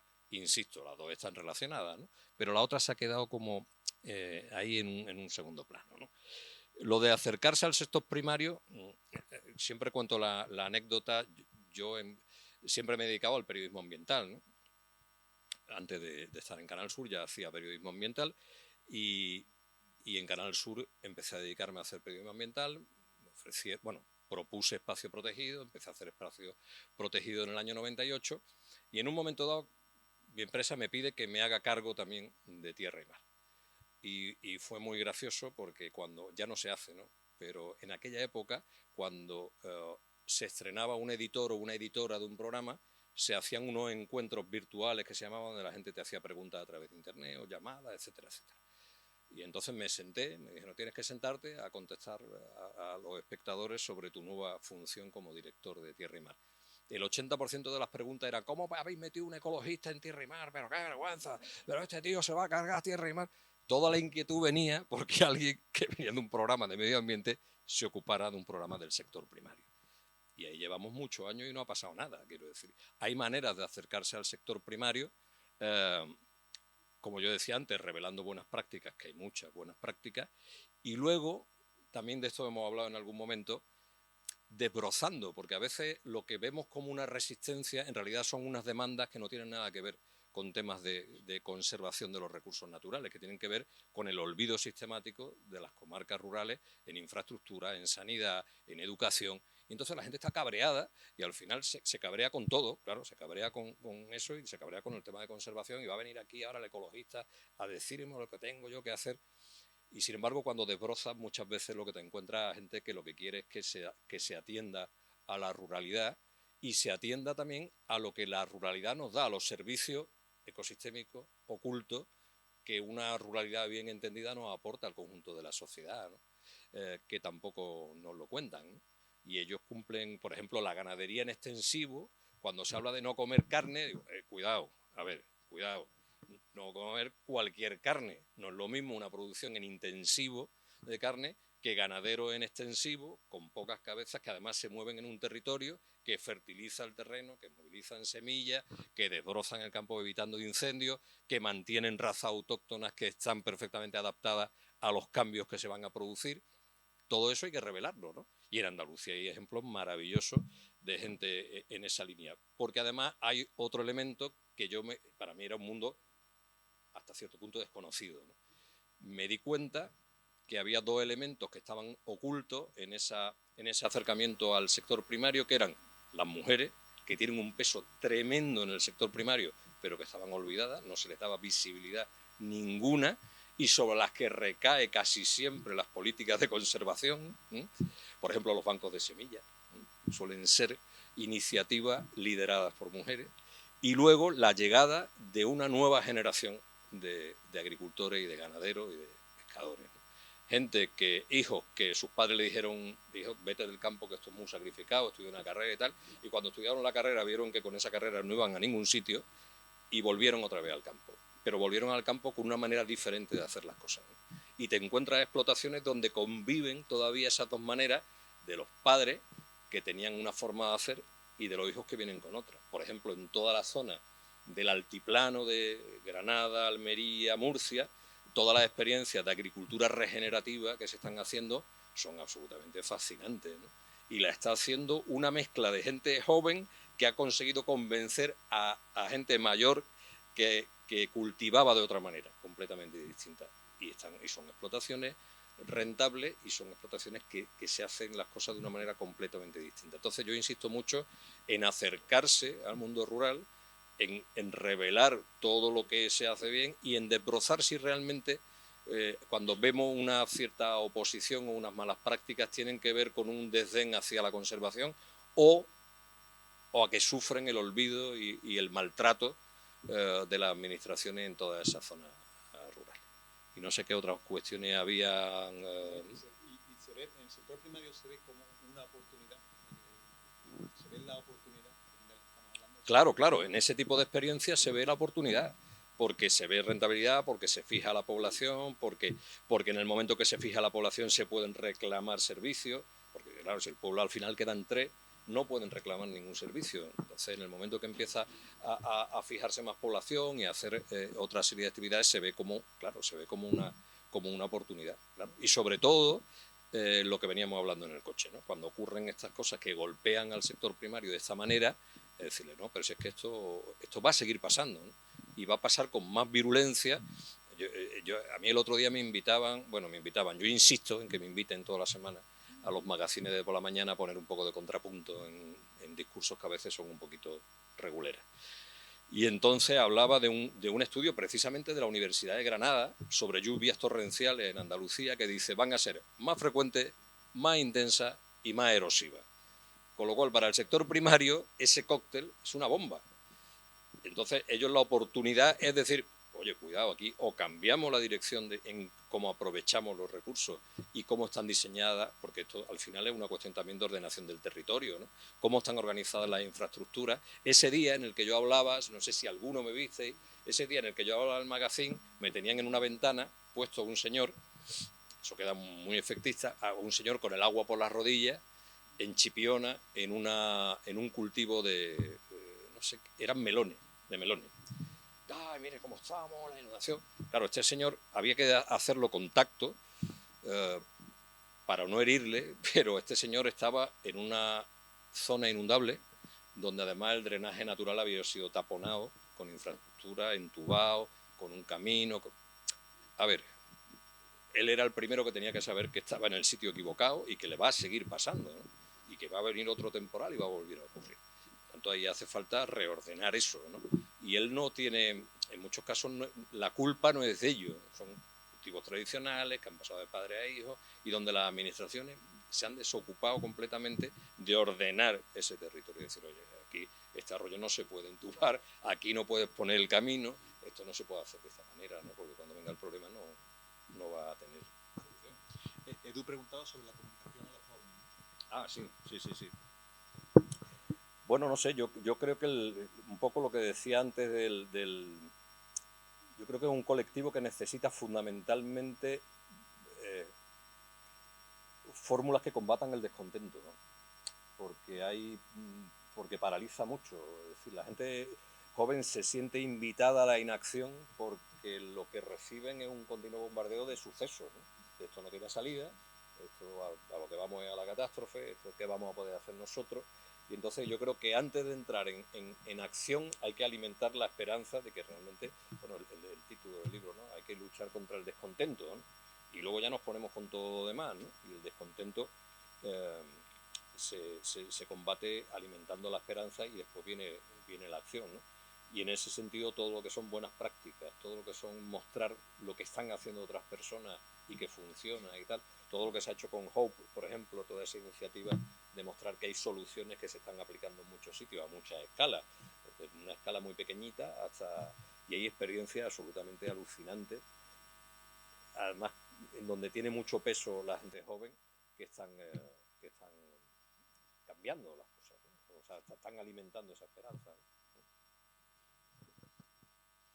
Pues empiezo por aquí, efectivamente. Además hay muchos espacios ya donde se pueden visibilizar esas buenas prácticas. Yo dirijo en la cadena SER un podcast que se llama Claro que se puede, que lo que pongo en valor son las experiencias de buenas prácticas que se llevan adelante en multitud de temas, ¿no? Y muchos de ellos con el sector primario.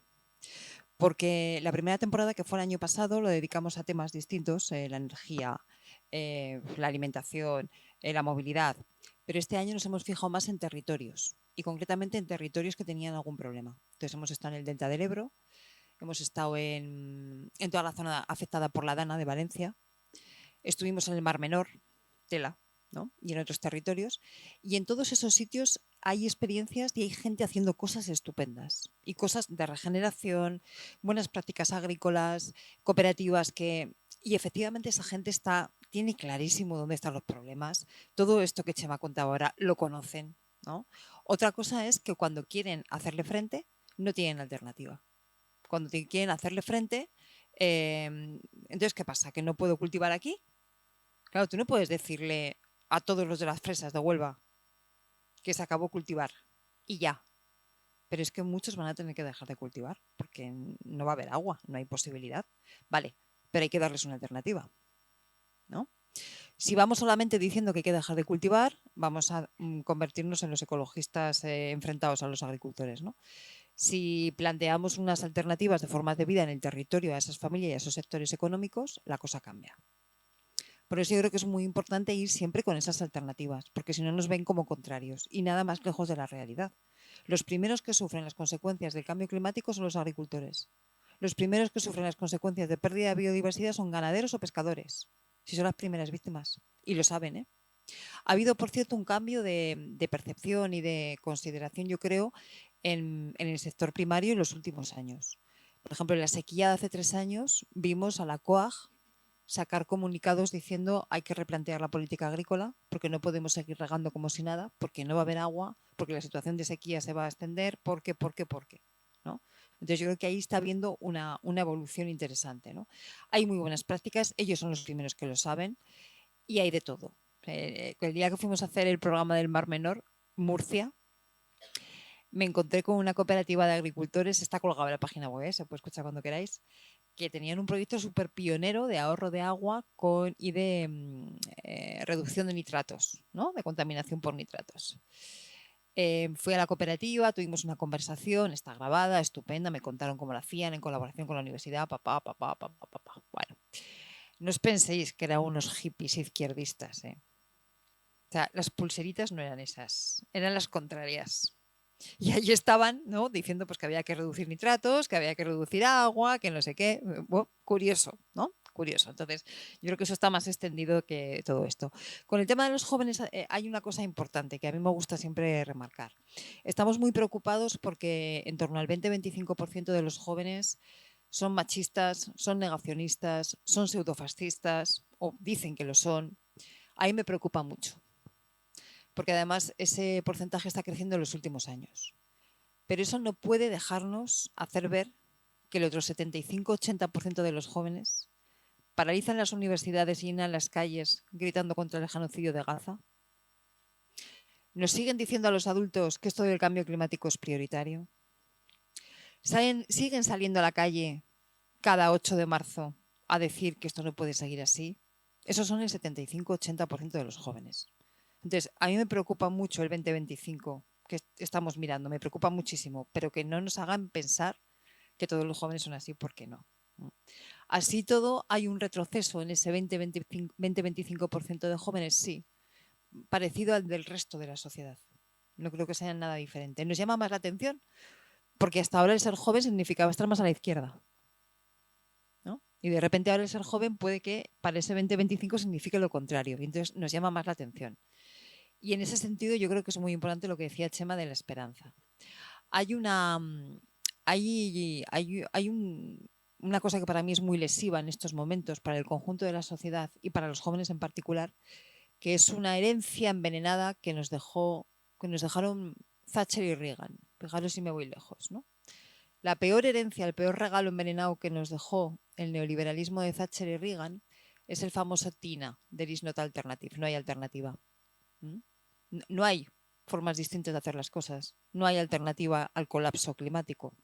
No hay alternativa al incremento de la violencia. No hay alternativa al machismo, a la violencia machista. No hay alternativa. No, claro que hay alternativas. Hay millones de alternativas siempre.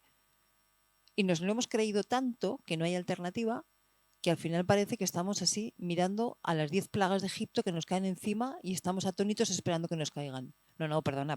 Claro que hay alternativas. Otra cosa es que no sean evidentes y haya que pensar mucho para encontrarlas. Pero ¿por qué no estamos más? Y esto es, me sabe un poco mal decir esto aquí porque esto es como el cura que echa la bronca al que va a misa, ¿no? Entonces, yo sé que vosotros estáis en eso, ¿no? Pero el conjunto de la sociedad, ¿por qué no está más en la búsqueda de alternativas que en cierta manera, incluso en recrearnos, ¿no?, en lo cerca que puede estar el colapso? No, o sea, ser pesimista hoy es facilísimo. Enchufas la radio, pones la tele y en 5 minutos dices esto, no hay nada que hacer, ¿no? O sea, ser pesimista es muy fácil. Entonces, lo difícil es lo contrario, lo difícil es de, vamos a empezar a pensar, vamos a empezar a abrir conversaciones de buscar esos futuros deseables. Vamos a ver cómo salimos de estos, que son todos retos súper complejos.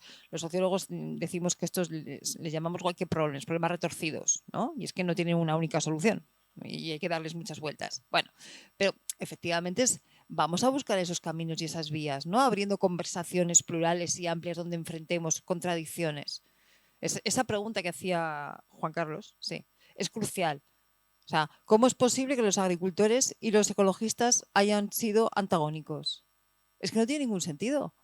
Pero también tenemos que tener en cuenta una cosa. Si llega Vox, si llega la ultraderecha, mete el dedo allí, en esa llaga, y es capaz de convencer a los agricultores de que las políticas ambientales van en su contra, es que hemos hecho algo muy mal. O varias cosas muy mal. A lo mejor incluso el proceso en cómo se han diseñado esas políticas ambientales, sin contar muchas veces con los sectores afectados y sin esos procesos de participación, de deliberación, etcétera, etcétera, ¿no? Entonces, para mí esto me parece absolutamente clave. Son energía y las cooperativas, yo creo que por ahí tienen que ir las cosas, ¿no? Normalmente son cooperativas de distribución de energía y de consumo. Luego hay que ir a la producción, ¿no?, que es de lo que estábamos hablando antes. Pero efectivamente sí, tiene que ir por ahí. Esos son los modelos que yo creo que pueden ayudarnos más a acercar todo esto, ¿no? Y sobre si es un discurso asumido, pues lo que hablábamos, ¿no? Aparte de los jóvenes, las encuestas y las cifras nos dicen que ahora no recuerdo, pero bueno, en torno al 90%, ¿vale? En España y en el conjunto de Europa seguimos pensando que esto de la crisis climática ambiental es muy gordo, es muy importante, tiene que ser prioritario, etcétera, etcétera, etcétera. Ahora bien, dos cosas.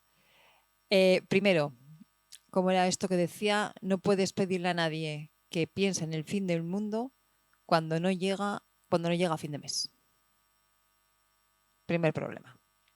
Entonces, por eso también se dice que la crisis ambiental es una crisis ecosocial, porque va directamente unida a las cuestiones sociales y tenemos que abordarlo como un todo. Social, política, económica, etcétera. Segundo, si asumimos y nos creemos que esto supone repensar conceptos claves de la sociedad, estamos ante una transición de una complejidad extrema.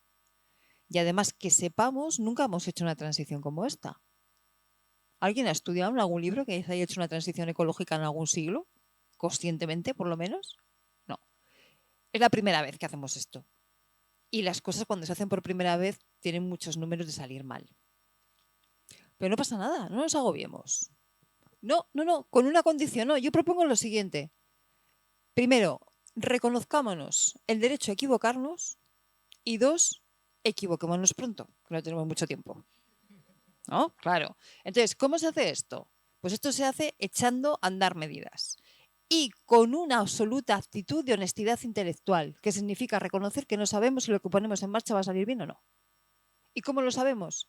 Bueno, pues desde esa honestidad intelectual, diciendo tenemos que estar permanentemente vigilantes de cada cosa que vamos haciendo, ir comprobando en tiempo real si funciona o no funciona. Y nos sorprenderemos de que hay cosas que pensábamos que iban a ser estupendas, que a lo mejor no son tan estupendas, y cosas que pensábamos que no iban a ser muy centrales y que sin embargo resulta que sí que lo son. Pero eso solamente lo podemos hacer si ponemos en marcha políticas y vamos vigilando, vamos evaluando continuamente hasta qué punto dan resultados o no. Y ahí es muy importante que nos encontremos, o sea, que seamos conscientes que nos vamos a encontrar con esto de los problemas retorcidos. Pongo un ejemplo. Hay que cambiar la matriz energética. Vale, renovables, perfecto. Todo bien, ¿no? Todo de acuerdo. No, perdona, que es que hay conflictos en los territorios. Anda, ¿ves? Lo de las renovables ya no es una solución. No, perdona, lo de las renovables sí que puede ser una solución haciéndolo bien. ¿Qué es hacerlo bien? Bueno, pues es generar marcos de ganar-ganar. ¿Cómo se hacen? ¿Me explico? O sea, esos problemas retorcidos lo que tienen es que cada problema que tú intentas resolver vas a crear 5 nuevos. No pasa nada. Vamos a ir gestionándolos poco a poco. Oye, es que resulta que muchas de las energías renovables necesitan materiales tierras raras, que nos las tenemos en Europa, que están en China, que están en África, que están en América Latina, quién sabe si en el Ártico. ¿Vamos a reproducir las relaciones neocoloniales que hemos tenido en otros momentos de la historia?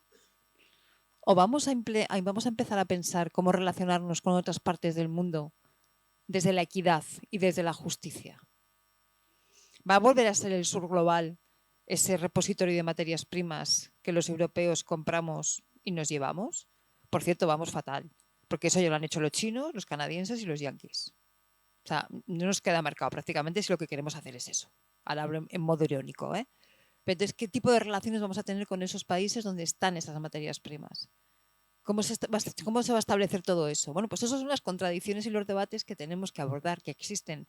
Y no sería bueno tampoco esconder la cabeza debajo de la tierra y decir, mira, no, no pasa nada. No, no, sí que pasa. Vamos a ver cómo abordamos esto, porque nos van a surgir esas contradicciones. Abundando en la, que me parece también un concepto interesantísimo, importantísimo, abundando en la necesidad de la acción aún a riesgo de equivocarnos, cuando empezó todo el debate en torno a la conservación del lince ibérico, cuando el lince ibérico estaba en una situación crítica al borde de la extinción, un grupo de biólogos de la conservación acuñaron, no sé si lo tomaron de algún otro sitio, pero usaron otra paradoja. Ellos le llamaban la paradoja de Nerón. Decían, esto es como si Nerón, cuando arde Roma, se sube a una de las colinas de Roma con todos sus estrategas y generales y ayudantes y empiezan a calcular cuál es la manera óptima de combatir el fuego. No, aquel barrio lo damos por perdido, concentremos el esfuerzo en esta zona de aquí, no mejora. Y cuando ya encuentran el óptimo, no queda nada en Roma. Entonces ellos decían, no caigamos en la paradoja de Nerón y actuemos, porque había un debate, no, mejor la cría en cautividad. No, pero si nos ponemos a criar en cautividad, abandonamos en realidad a los ejemplares silvestres y los condenamos. Entonces concentremos a los... Sí, pero si no tenemos la herramienta de la cría en cautividad, no, mira, vamos a empezar a hacer cosas en el medio natural, en la cría en cautividad, en todos los sitios. Algunas funcionarán, otras no, pero si nos quedamos esperando el óptimo, esto colapsa, ¿no? Entonces es fundamental actuar aún a riesgo de equivocarse, ¿no? Otra cuestión que tiene que ver con la comunicación y la esperanza es que el crecimiento del porcentaje que se dedica en lo informativo, no ya en los programas no informativos, en lo informativo al capítulo de los sucesos, se ha quintuplicado en un plazo de tiempo relativamente corto, 6-7 años. De manera que pasa lo que dice Cristina, uno se levanta por la mañana, enciende la radio, es el apocalipsis. Pone el informativo, el apocalipsis. Todo es un apocalipsis, todo es terrible, ¿no? La política, todo, ¿no? Y entonces se genera una sensación muy desagradable de angustia y de desesperanza, y además se abona una cosa que va creciendo en estos momentos, que es los gurús que ofrecen soluciones sencillas a problemas complejos. Ahí tenemos, buscarlo en YouTube, maravilloso, al candidato de Vox de Aragón al lado de un río diciendo, facilísimo, se conectan todas las cuencas, se lleva agua a todos los sitios, el agua no se tira al mar y se aprovecha. Caño, es que esto es una pandilla de inútiles. ¿Cómo no han caído en una cosa tan sencilla como esta? Y claro, hay gente que dice, claro, coño, si está, miradlo estos días. ¿Cuántas veces habréis oído esta semana la de agua que se está tirando al mar? Dios mío, los ríos están tirando agua al mar. Y tú dices, pero Dios, qué disparate, ¿no? Claro, decir que a un río le sobra agua es como decir que a un bosque le sobran árboles. O sea, no tiene ningún sentido, ¿no?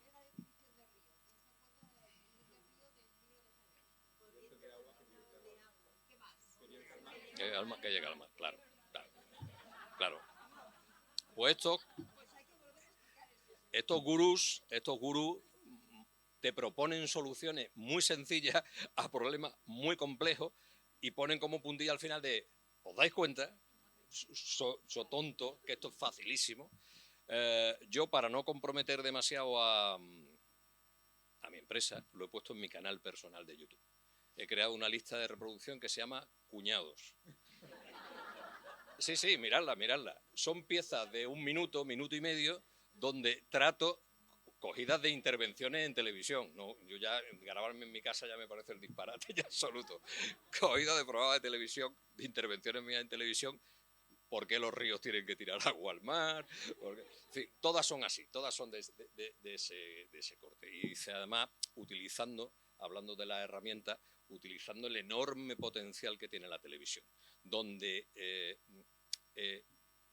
si tiene conocimiento del tema y conocimiento del medio, en 1 minuto o en 1 minuto y medio, que parece una cosa demasiado fugaz, puede explicar algo complejo de una manera razonable. Lo puede hacer, pero claro, necesita formación, conocimiento, uso de esa herramienta. Bueno, pues ahí tenéis una colección como de 30 o 40 píldoras de cuñadeces, para combatir cuñadeces, y una de ellas, de la que tiene más seguimiento, que tiene como 200.000 reproducciones, una cosa así, es porque los ríos tienen que tirar agua al mar. No porque tiran, sino tienen que tirar agua al mar. Y una última cosa... Sí, sí, sí. Se oye bien.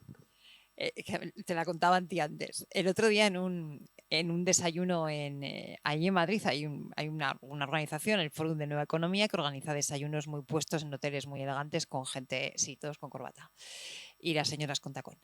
Y entonces llevan a un desayuno de esos al secretario de Estado de Medio Ambiente, Hugo Morán, ¿no? Y el secretario de Estado hace una pequeña intervención, 10 minutitos, y luego la gente va pasando preguntas en las cartulinas, ¿no? Y hay un moderador que las gestiona. Y entonces, claro, la primera en la frente. Pepito, no me acuerdo quién, pregunta si no es una pena que no se haya invertido en infraestructuras en Andalucía para contener el agua, evitando que se tire al mar. Esto, gente supuestamente súper formada, supuestamente, ¿eh? O sea, no es una cuestión de falta, no. Exacto, más pantanos, sí, eso era. Eso era lo que quería decir el hombre, pero bueno, lo puso un poco más así. Entonces el pobre Hugo Morán, el pobre secretario de Estado, que dice, pues la primera en la frente.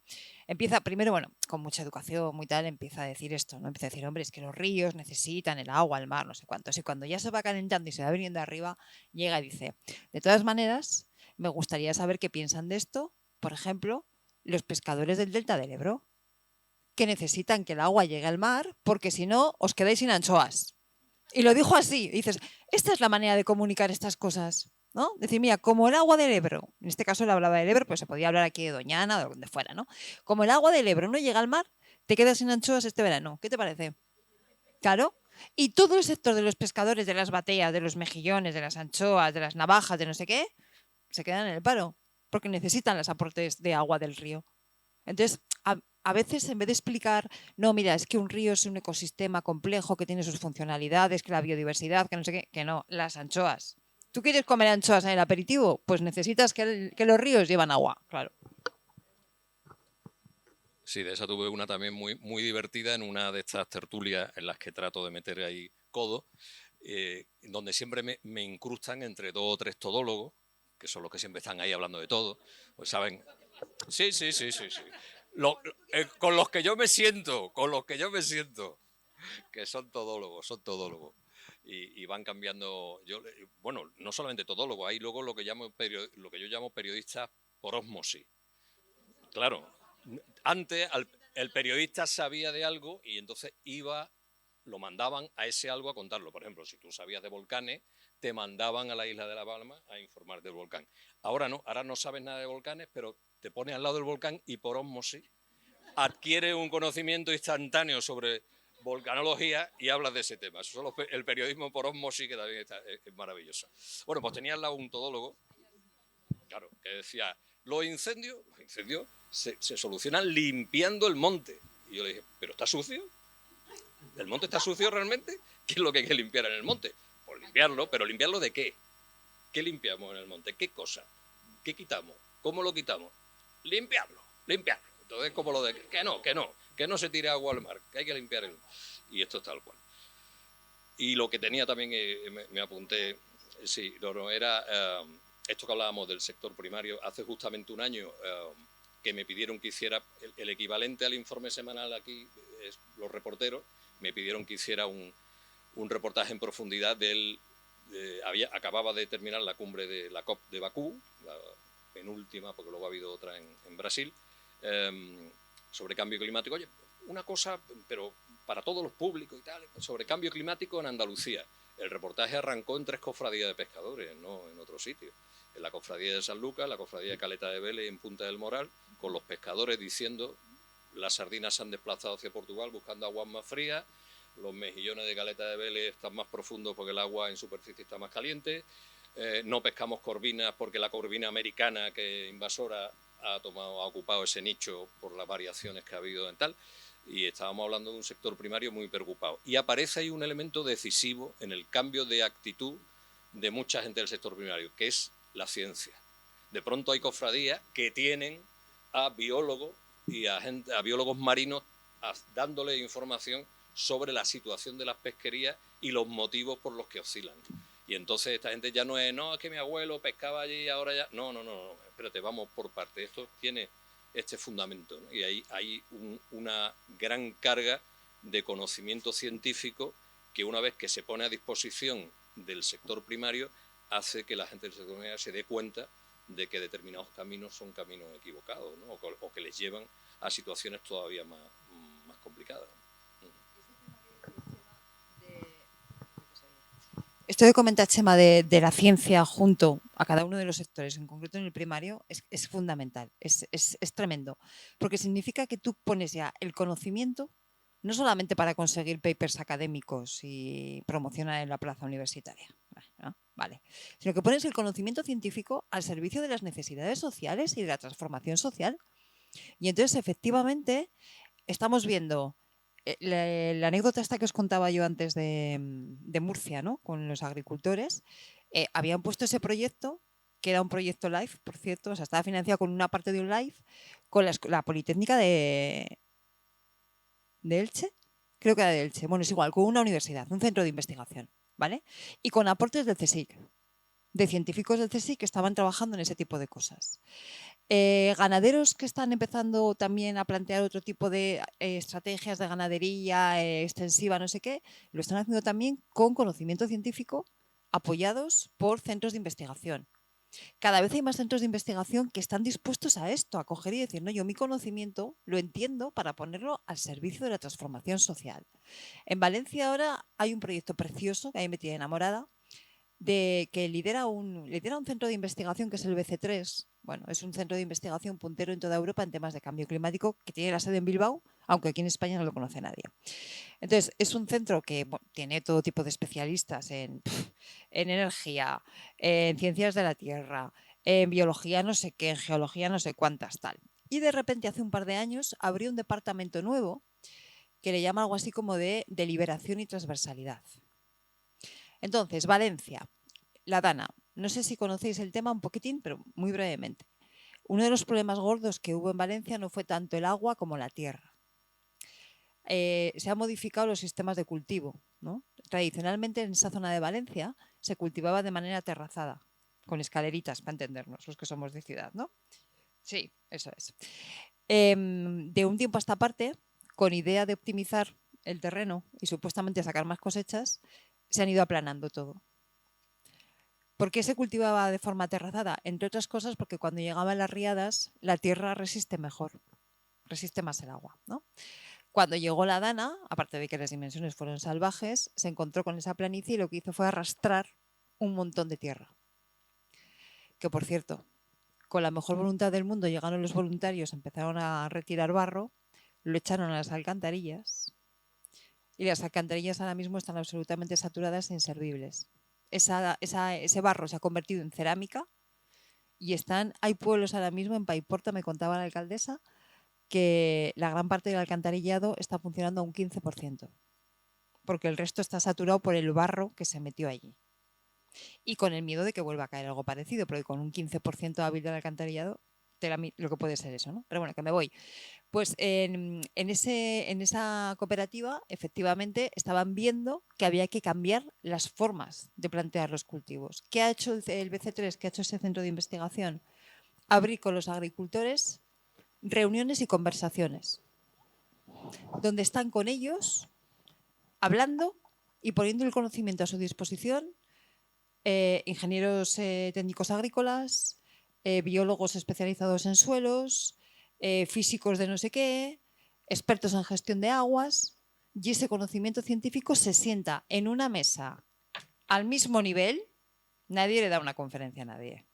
Se sienta en una mesa al mismo nivel a intentar diagnosticar el problema, entender cómo se hacía hace 50 años, qué ha pasado en la historia, por qué ahora se hace así, realmente es bueno para esto, es malo para lo otro, qué se puede hacer. Y de ahí, de esa conversación, salen planes para transformar la forma de cultivar en esa zona. Y eso es colaboración entre la ciencia y la ciudadanía, con gente, con científicos, con expertos y expertas, que lo que entienden es que su conocimiento tiene que estar a disposición de la transformación social. Entonces, eso es una vía de esperanza clarísima, clarísima. Sí, ya, con esto terminamos. Es que, volviendo al terreno de la conservación de la biodiversidad, fijaros qué ejemplo más bonito. En el año 2002 había menos de 100 linces ibéricos. En todo el mundo, en todo el planeta, solamente quedaban unos 80, 90 ejemplares y estaban todos en Andalucía. Ahora hay 2.500 y ha salido de la situación de peligro crítico. ¿Cuáles son los elementos por los que hemos conseguido ese éxito? Porque esto es un éxito de la conservación. Ciencia, lo primero fue el conocimiento científico, saber dónde estaban las poblaciones, cuántos quedaban, en qué situación estaban, de qué manera se podía remediar eso. Movimiento conservacionista dando guerra con ese tema constantemente. Acuerdo político entre dos administraciones de signo político distinto enfrentadas con ese tema. Gobierno central PP, Gobierno Andalucía PSOE. El lince, ni lince, que se extinga el lince, no se sentaban. O milagro, se sentaron dos mujeres. Consejera de Medio Ambiente Fuensanta Cove, ministra de Medio Ambiente Elvira Rodríguez. Se llamaron una a otra, porque las dos me lo contaron así, y dijeron, esto no puede ser. No podemos consentir que se nos extinga una especie porque no nos ponemos de acuerdo porque somos de dos partidos. Esto es un disparate. Acuerdo político y luego acuerdo social de colectivos dispares. Se metió en el live los cazadores. Oh, ¿cómo va a meter a los cazadores en un live del lince ibérico? Es que tienen que estar los cazadores. Se metieron los cazadores, los agricultores, empresas de turismo rural. Ahí se metió todo Dios que tenía algo que decir y se pusieron también de acuerdo. Entonces, esa combinación de acuerdo social, acuerdo político entre partidos diferentes, conocimiento científico y conservacionismo como agente de acción social, es lo que ha conseguido que el lince esté fuera de peligro y esté incluso dando problemas en zonas humanizadas. En el Aljarafe se te cruzan ya, beben en las piscinas beben en las piscinas de los chalés. O sea, esto ya es un disparate en algunos sitios porque ha crecido tanto la población que se mueve. Pero quiero decir que todo eso de lo que estamos hablando, que parece que es muy difícil de cohesionar, se puede hacer, ¿no? Y se ha hecho y ha funcionado. De dinero, ¿no? Consenso social. Claro, claro. Bueno. Tenemos que terminar, desgraciadamente. Es muy interesante. Muchísimas gracias otra vez a Cristina y a José María. Ha sido, la verdad, que un lujo.